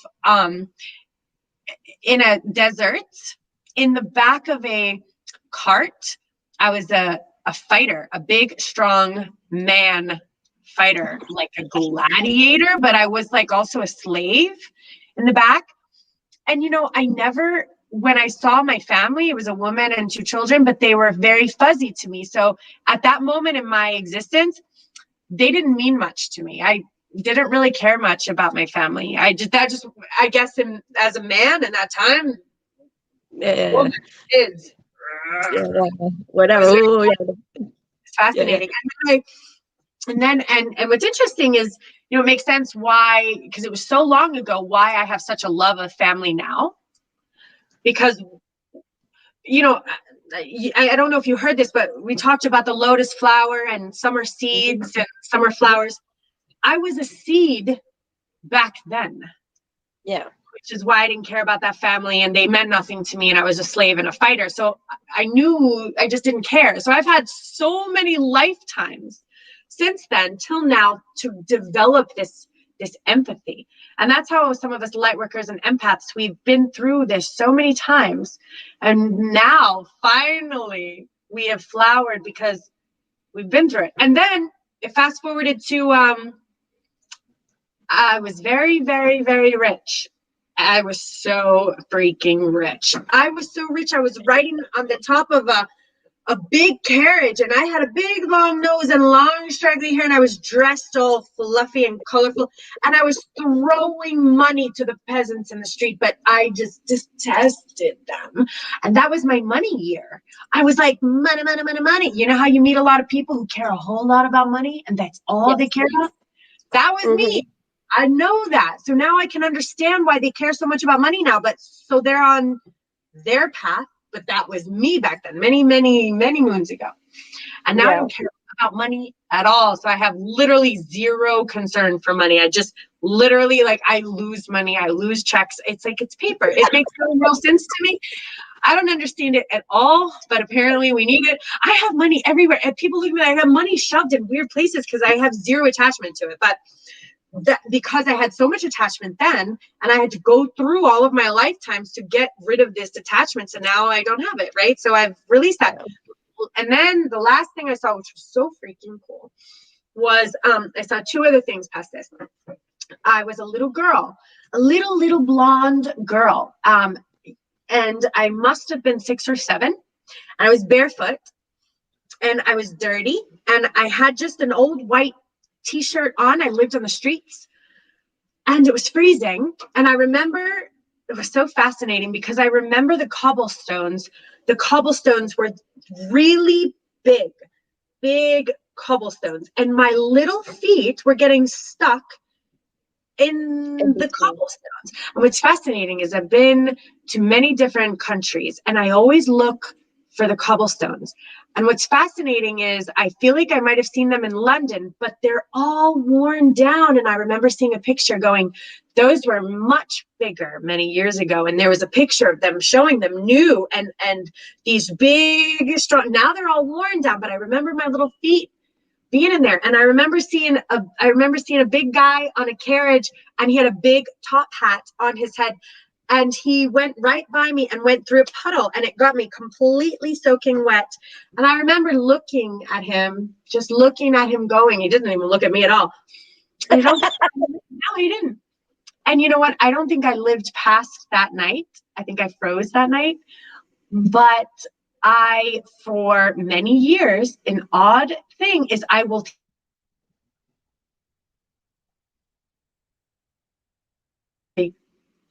take in little children around this little girl's age, around my little girl's, and I didn't know it. So the past life regression, but I remember this little girl, Callie, was 7, a little blonde girl, and had a rough family. There she is, just living at my house. The little girl, Lauren, same age, there she is at my house. And so once I had the past life regression, I understood why I take in these children. Come, little child, let me feed you, clothe you, and warm you. And the very last image, and then I want to hear about yours too. The very last image I had, which was the most mind-blowing one, which was my family now. My mother, my father, my 2 sisters, and how we had played different roles. And in fact, my mother was my daughter. And my mother hated me then. And I was like, God bless. She did not like me at all. She was just, I saw her, like I was a different type of, I was selfish. I was a selfish woman who really only cared about herself. So now my mother is like, I'll show you. And she's not much different than I was back then, but I know why. I know. And my sister was like, I saw all of it. And it was a very creepy feeling. I don't even want to tell you. It was so weird. I think like the whole thing, the experience that I've had, like I literally went back into my mother's womb. So I could see myself in my mother's womb. And like I could see like I'm in the placenta. I know it sounds crazy. Some people are gonna be like, she's crazy. But this is what I feel and what I saw and so I understood all the hostility, the anger, the debates, everything going back and forth, and how my mom was fighting, how my mom was you know, trying to find herself at the same time, because I couldn't understand why my mom is angry. I couldn't understand why my grandmother was angry, and I couldn't understand why my great grandmother's angry. Because in my family, we have 5 generations. So it's crazy to have that many generations. Yeah. That's So I amazing. saw my great grandmother, my grandmother, and my mom, and then I had my twins, and my twins saw my great grandmother. That's So awesome. yeah. So now the generation. Generationally understand why you guys are the way you are, why that energy is carried on. Correct. So it comes from my great grandmother, because my great grandmother was the only child from her mother and her father, and then her father remarried another woman, and she was mistreated. So it's amazing how, you know, they say you take the ham, and like the one grandmother was cutting the ham, and the daughter came to her and said, why you cut the ham that way? And she like, oh, so it could fit into the pan. And then she went to the mom and she asked the mom, why you cut it that way? Oh, because that's the way my grandmother taught me, you know, and it just follows down, and it's just a trigger point. So for me to have that experience, to see myself in my mom's womb, I let go of all that anger immediately. So like it was like a book, That's like a flash awesome. by, like real fast. And then when I came back to where I was at, I'm seeing myself doing the dishes in that zone. Like I was out. And I was just like, I want to go back. And then after that, I've never had any type of anger towards anyone. Nothing but love for everybody. Always being optimistic, always being positive.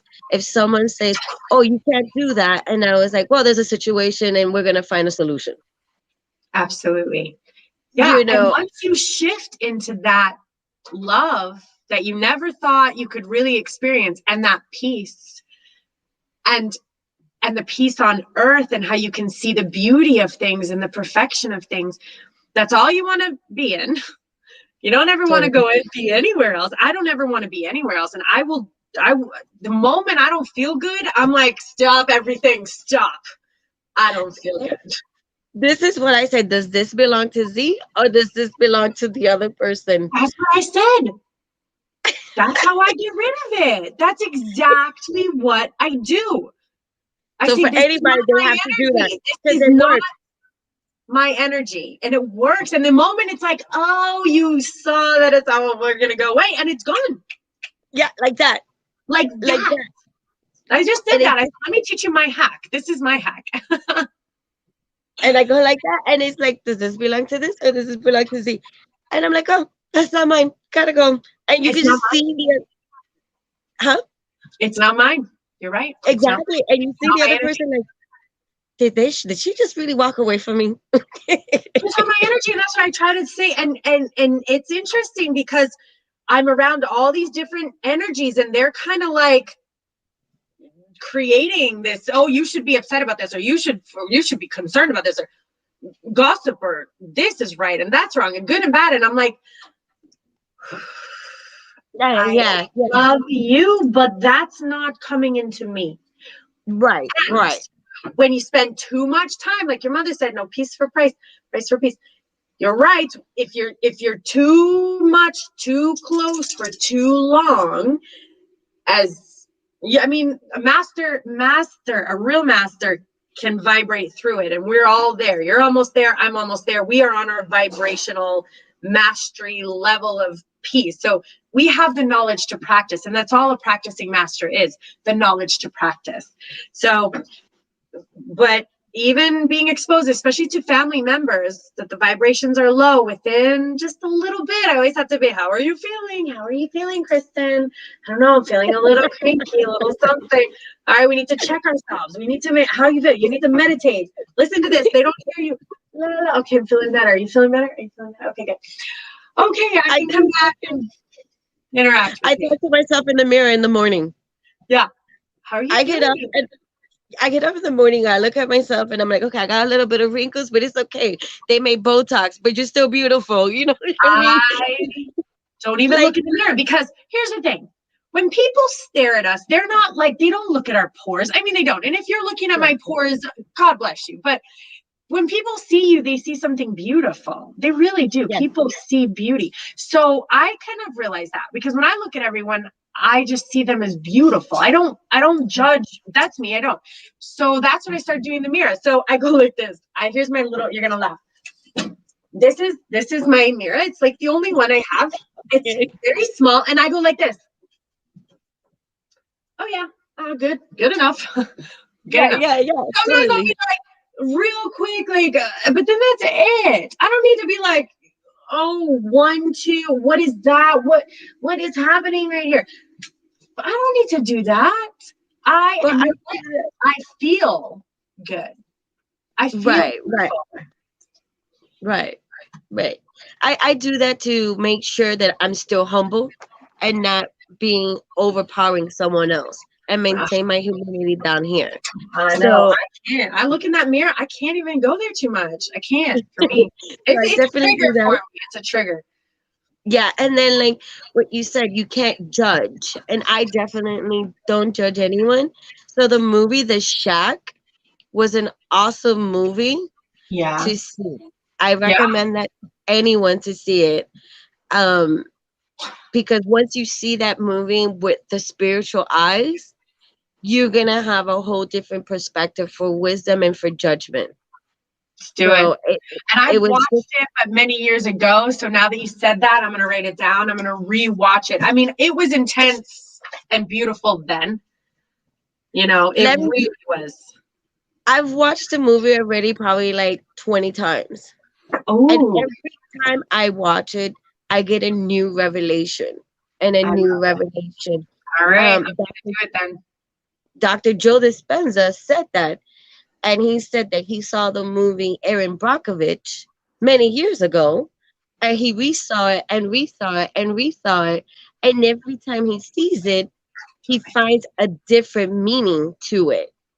You know, she was struggling, and even though she was struggling, she was really struggling spiritually to get to where she had to get to today.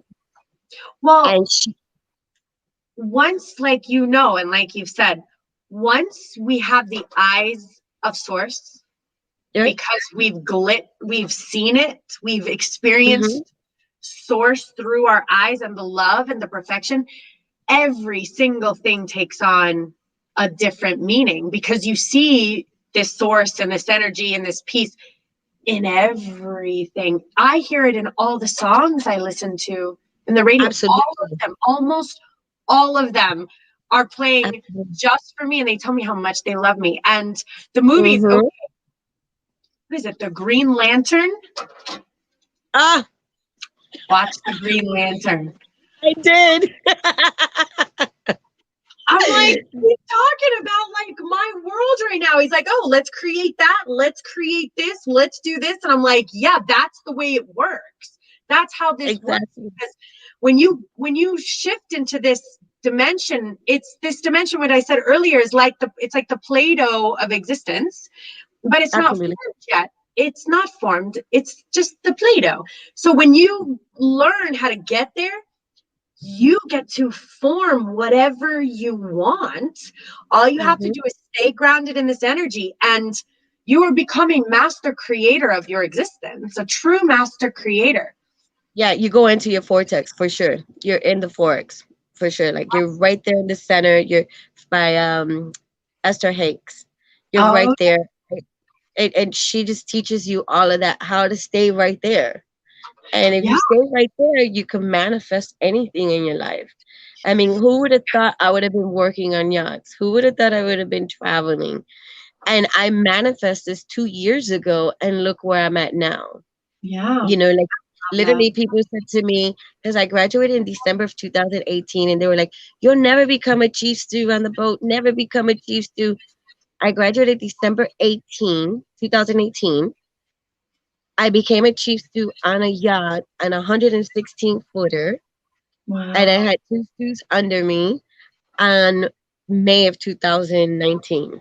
Like, because I just kept putting it.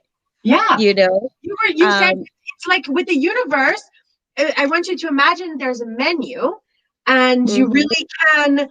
Now, there is a vibrational rule or something.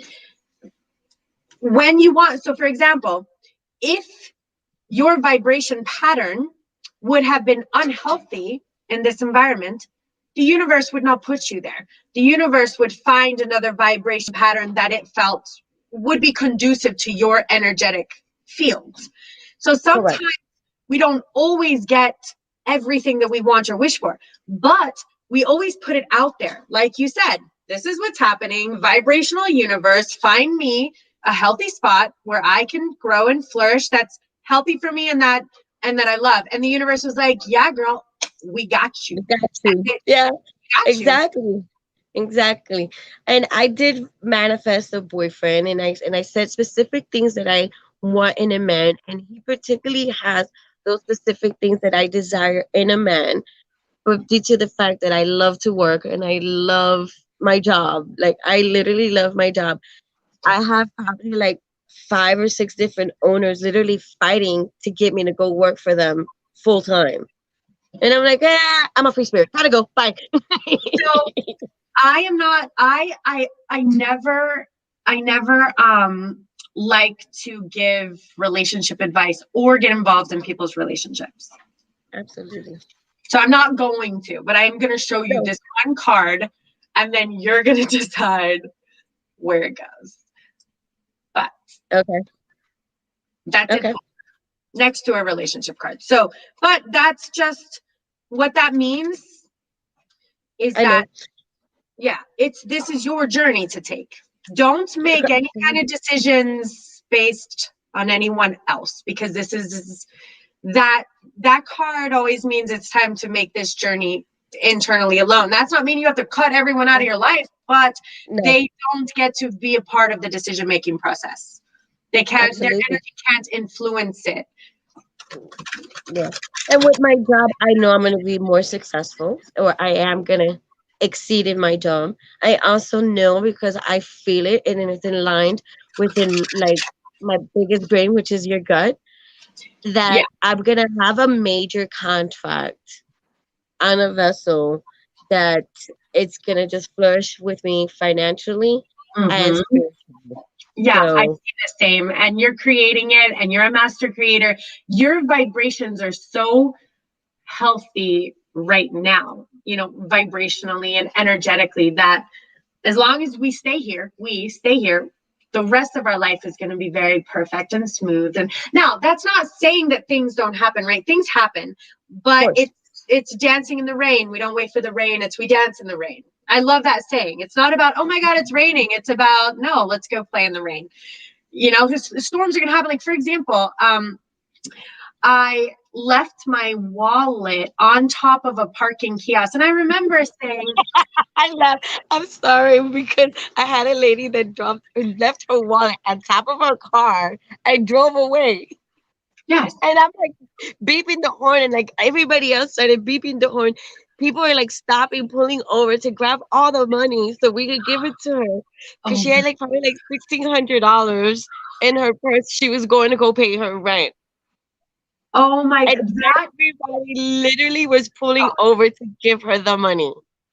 That is God right there. It definitely, but it started with one intent, because I had the good intent and I just radiate that out to everyone else. So everyone else felt that, and everyone else was like, wow, let's help this girl. You know, what's that girl trying to do with this person? But it just vibrated out. Like, it was like the big sonic boom, you know, like, boom. This is what one powerful light worker can do. One powerful light worker, knowing that they have the ability to sonic boom their vibrations out and create an entire mass of people to pick up money to give to someone.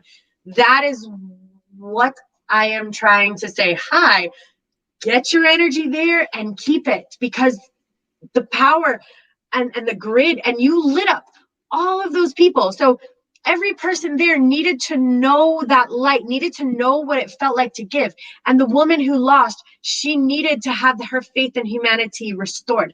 It was a sonic boom that you were in the middle of. God used you. Source used you. So you were there. It was collectively, lessons had to be learned by all of these people. And you were there holding the energy to ensure that source. So like the movie in the shack, you could see the different lights when she brought him up to the mountain, and you would see the different lights and the different colors. And when he said, well, what's that one light approaching us? That was a red light. That was his father. And his father said, I forgive you.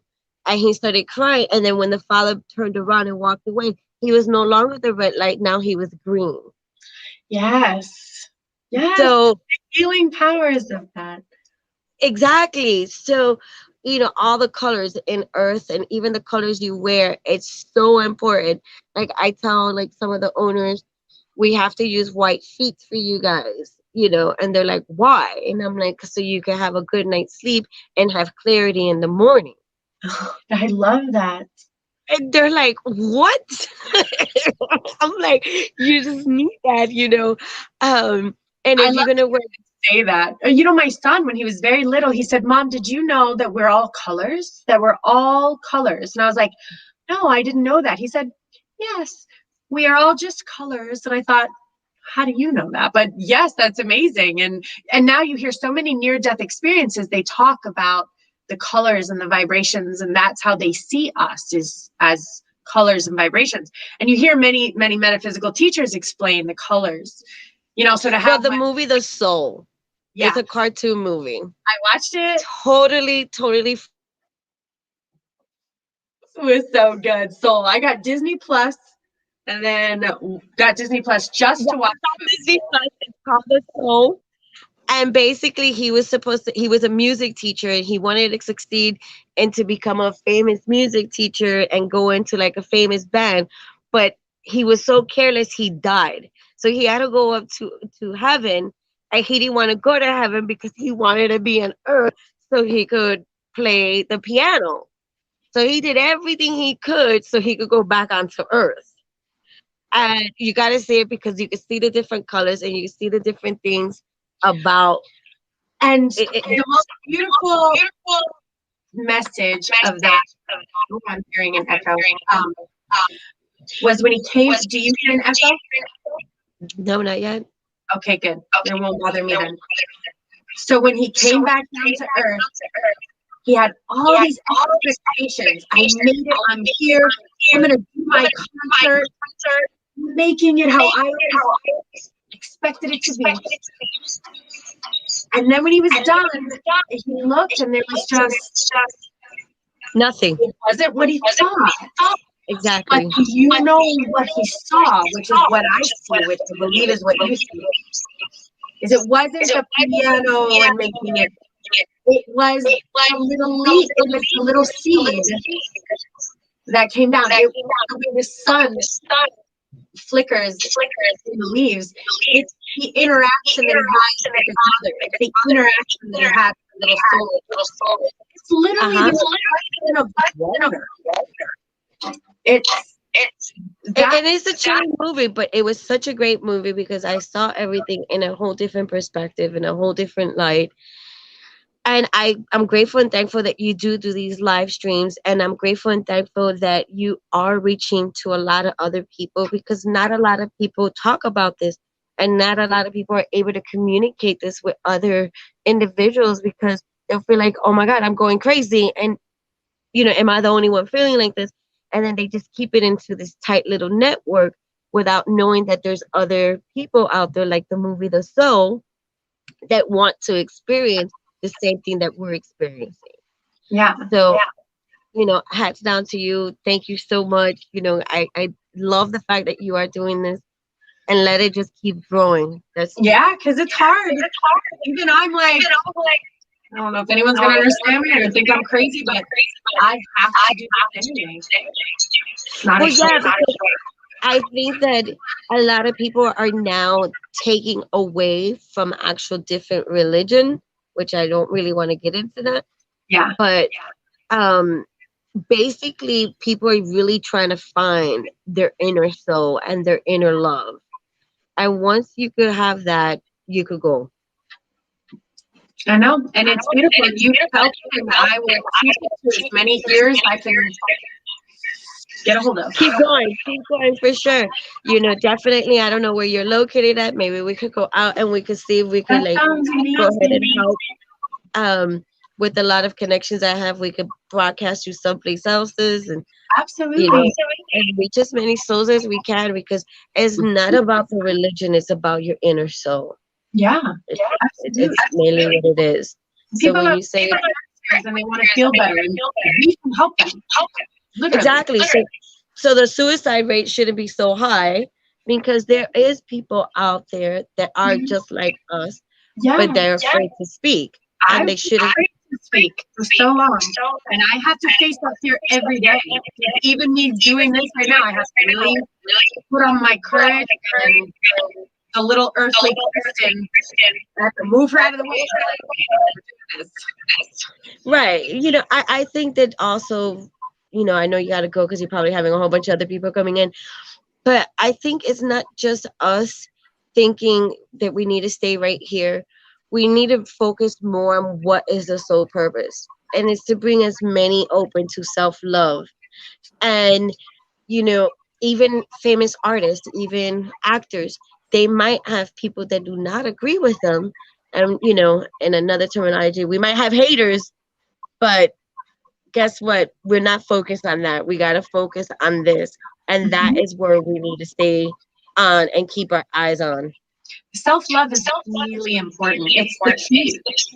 I Yes, love the way my hair feels. I never did that before, but I can, my hair, my skin, it's so nice. I appreciate this now. So just for anyone who needs that out there, what I did was I bought a long mirror. This was probably like 15 years ago. And I put this big bright red lipstick and I kissed the mirror. And then I put a whole bunch of affirmations on the mirror. Yes. And every morning I wake up, I will come directly to the mirror and I will be like, you sexy girl, you strong, you serious. Yes. So if anyone else I had all these kids. I gave them markers and I said, write on your mirror, write on each other's mirrors. You're amazing. You're beautiful. So the kids wrote all on the mirror and I wrote on theirs. It's beautiful, y'all. I did that with a good friend of mine's named Abby, and I definitely did that with her. I took her into my house. I was like, okay, write whatever you want about yourself and write whatever you want to write about me. And then she did the same thing and I did the same thing. And she's also working on yachts, and you should see how successful she is as well, because we both gave each other that energy. And so that's what kind of energy. So yeah, where there's two or more, everything will flourish. Absolutely. You know, so I'm in South Florida. So if you're around, let me know. Well, I will get back to Florida on Thursday, so. Well, request me, and we can keep in touch. For sure, for sure. Thank you so much. Thank you. We'll see you again. Come on. I know. We're going to talk about all this. We're just going to talk about it. And maybe more. You never know what else the story might tell us. I know. Okay, good. Keep in touch. Nice to meet you. Bye. Janine, do you want to come on? It's a little late, but I'll come on if you want me to. Hi, darling. How are Welcome. you? I'm good. Good to see you. Aren't you cold? No. Are you? But I have my windows open. It's like. Where are you at? I'm in Boca Raton. But it's so nice to feel this cold weather. I love it. I love it. But I love it too. Pants and long sleeves. Yeah, you know what? I have sweatpants on. I do. And when I go walk my dogs, I will be, and I have all my windows open, and I just want to be cold. Oh, hi. We're snuggling. See, oh, I love it. I have my dogs are surprisingly being quiet right now, which worries me. My one dog wants to go out. Foxy, in a few more minutes. Okay, I'm going to do a read. You want to do a reading? Yeah. Let's do a reading. I would love it. Okay.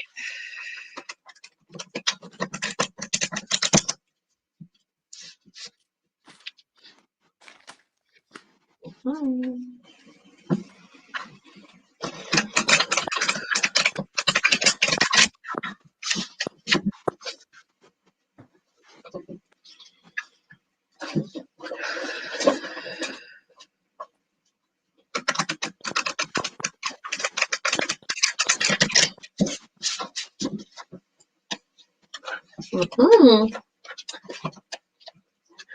Oh, look at you.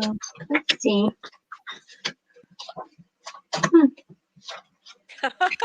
What's going on over there? Mm-hmm.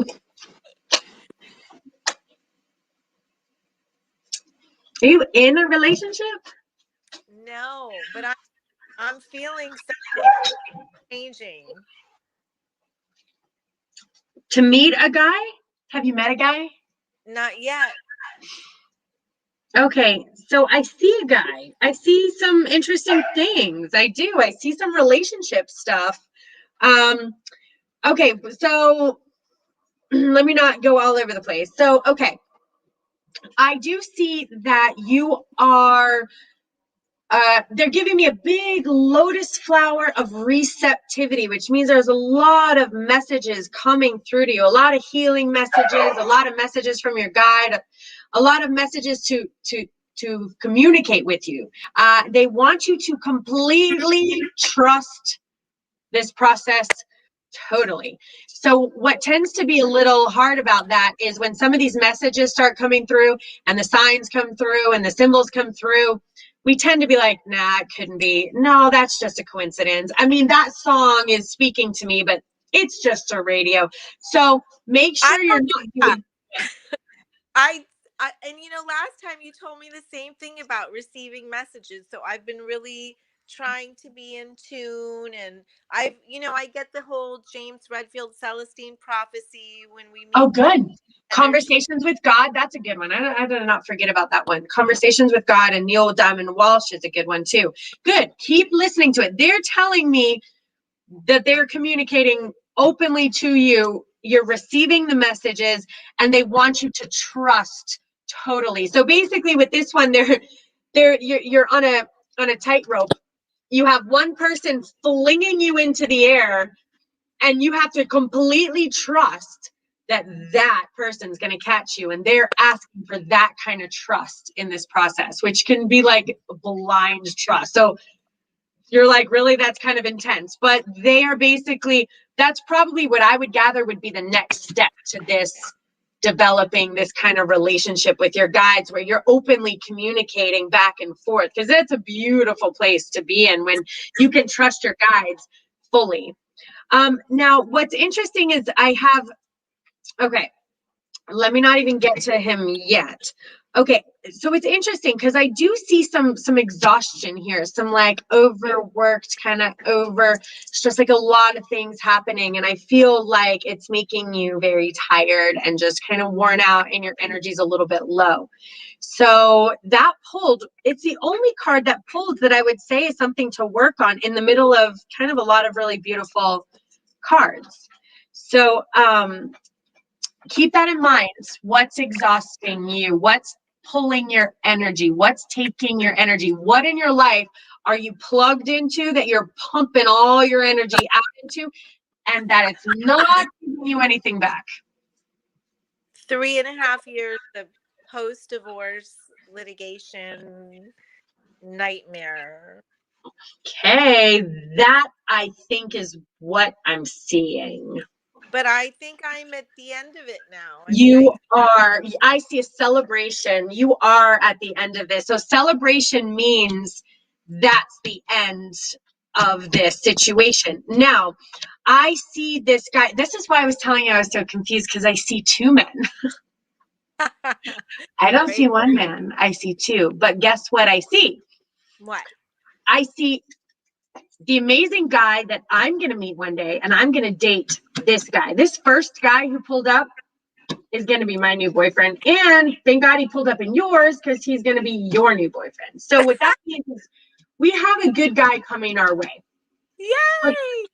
But guess what's so interesting is your other guy pulled in your cards too, the rebel guy, and this guy is difficult. I mean, he's not an easy guy. So if everyone is headed north, he's like, no, we're going south because south is the way I want to go. And you're like, but the entire world is like going north. Like everyone goes north when they want to reach the North Star. He's like, well, I'm going to go south and find my own way. And you're like, okay, let me know how that works out for you. So it's just like a lot of kind of like wanting to do the opposite, or wanting to be difficult, or wanting to be tough, or wanting to cause like just never anything really easy with this particular person. So he's in there too.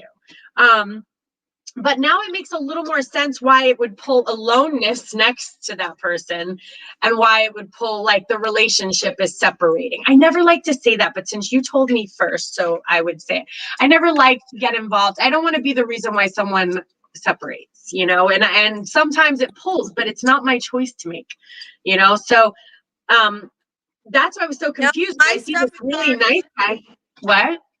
My stuff is already done. There is a strong male energetic force that I would call difficult to deal with, energetically pulling in your card, in your energy field. Oh, that's probably my husband. Oh, yeah, he's here. I see him. I wish he'd go away. I see aloneness next to him. I see, this is my sign for you will be walking alone, and a relationship. And this is where you will be when you meet this guy. He's a really Oh my good gosh. Okay, so what does all of this mean? This means that I filed 4.5 years ago. I've been divorced for 3.5 years, but I've been dragged through the mud. So you're saying there's an end to that? It's ending. It's God. ending. It's ending. God. You will be celebrating the thing that is zapping your energy and exhausting you with this. Look, exhaustion holds next to celebration, next to this guy. Okay, that's good. And then my relationship, you will be walking alone now. It's done. It's over. Oh, thank God. Over. But this guy's coming and we like him. He's a good one. That's why I'm so confused, because this guy is not this guy. I don't want to date this guy. I've already dated this guy. I don't want to date him anymore. I'm going to wait for this guy. This is my nice. This is a good one. This is a good one. He's going to be the opposite of this guy. He's the opposite of a rebel. But he's still strong, but he's confident, and he knows who he is, and he's not trying to hurt you, and he's not trying to affect you, and he's not trying to manipulate you, and he's not trying to bully you or control you. This is just a really good guy.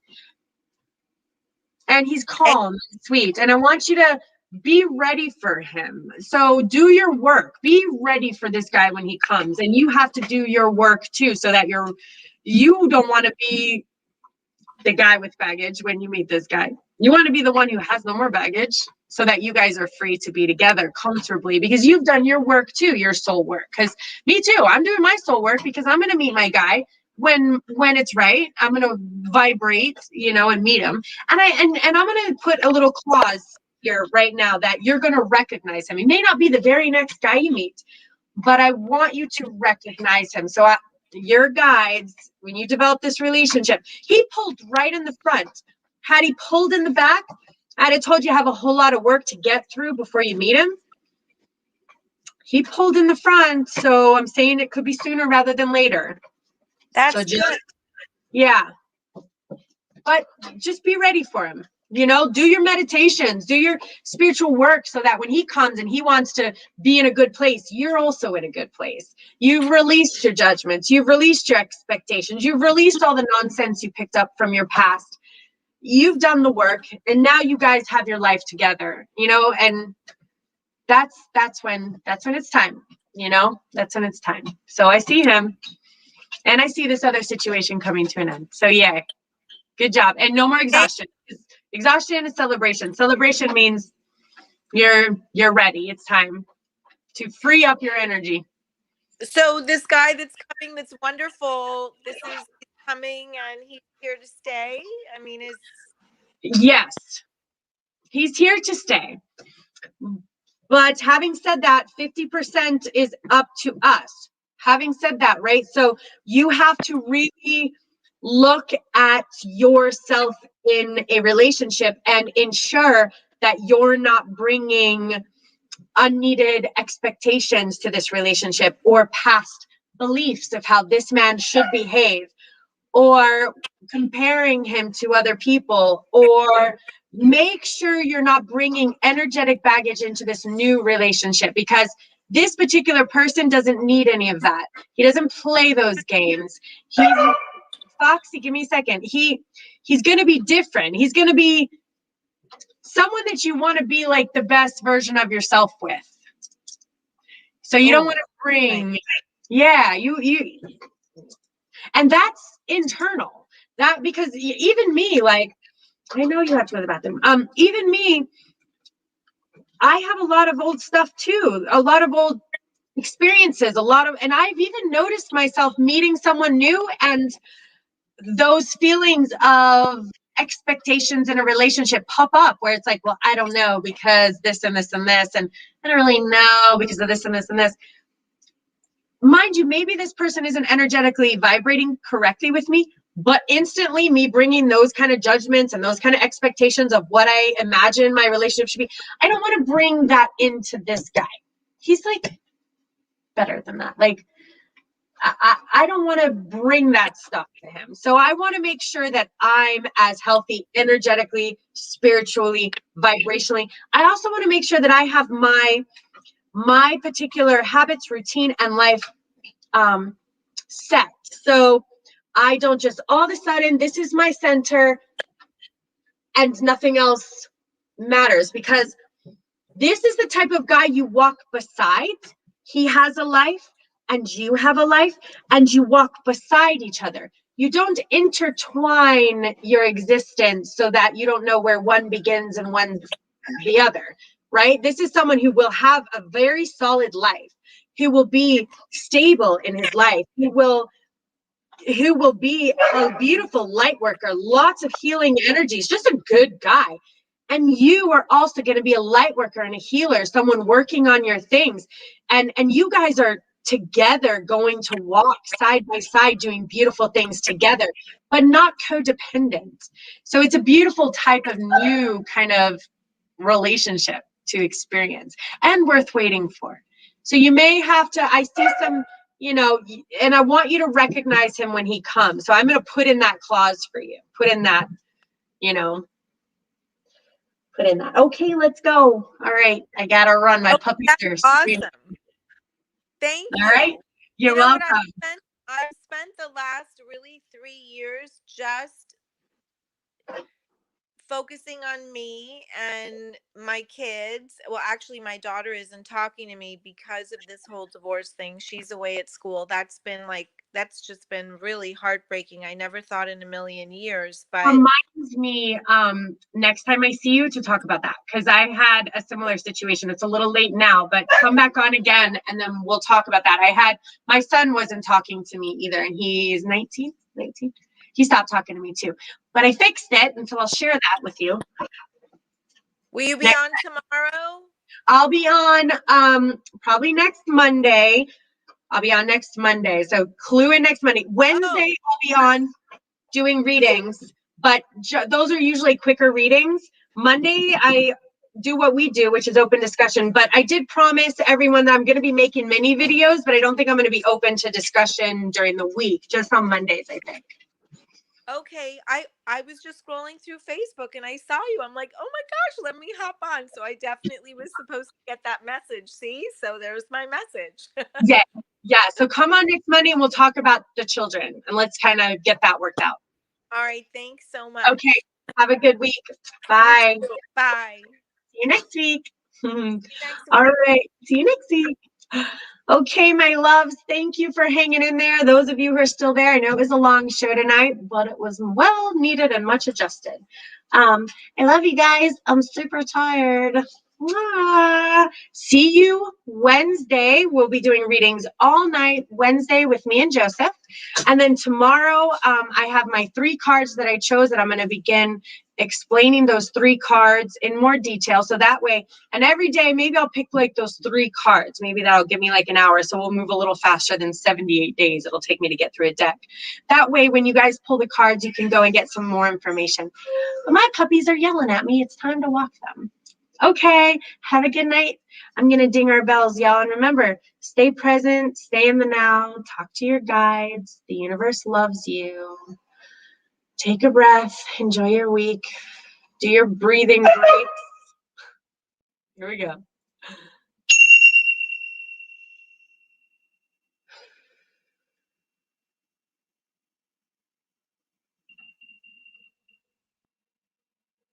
Thank you. Bye. Let's see. Brian. All right.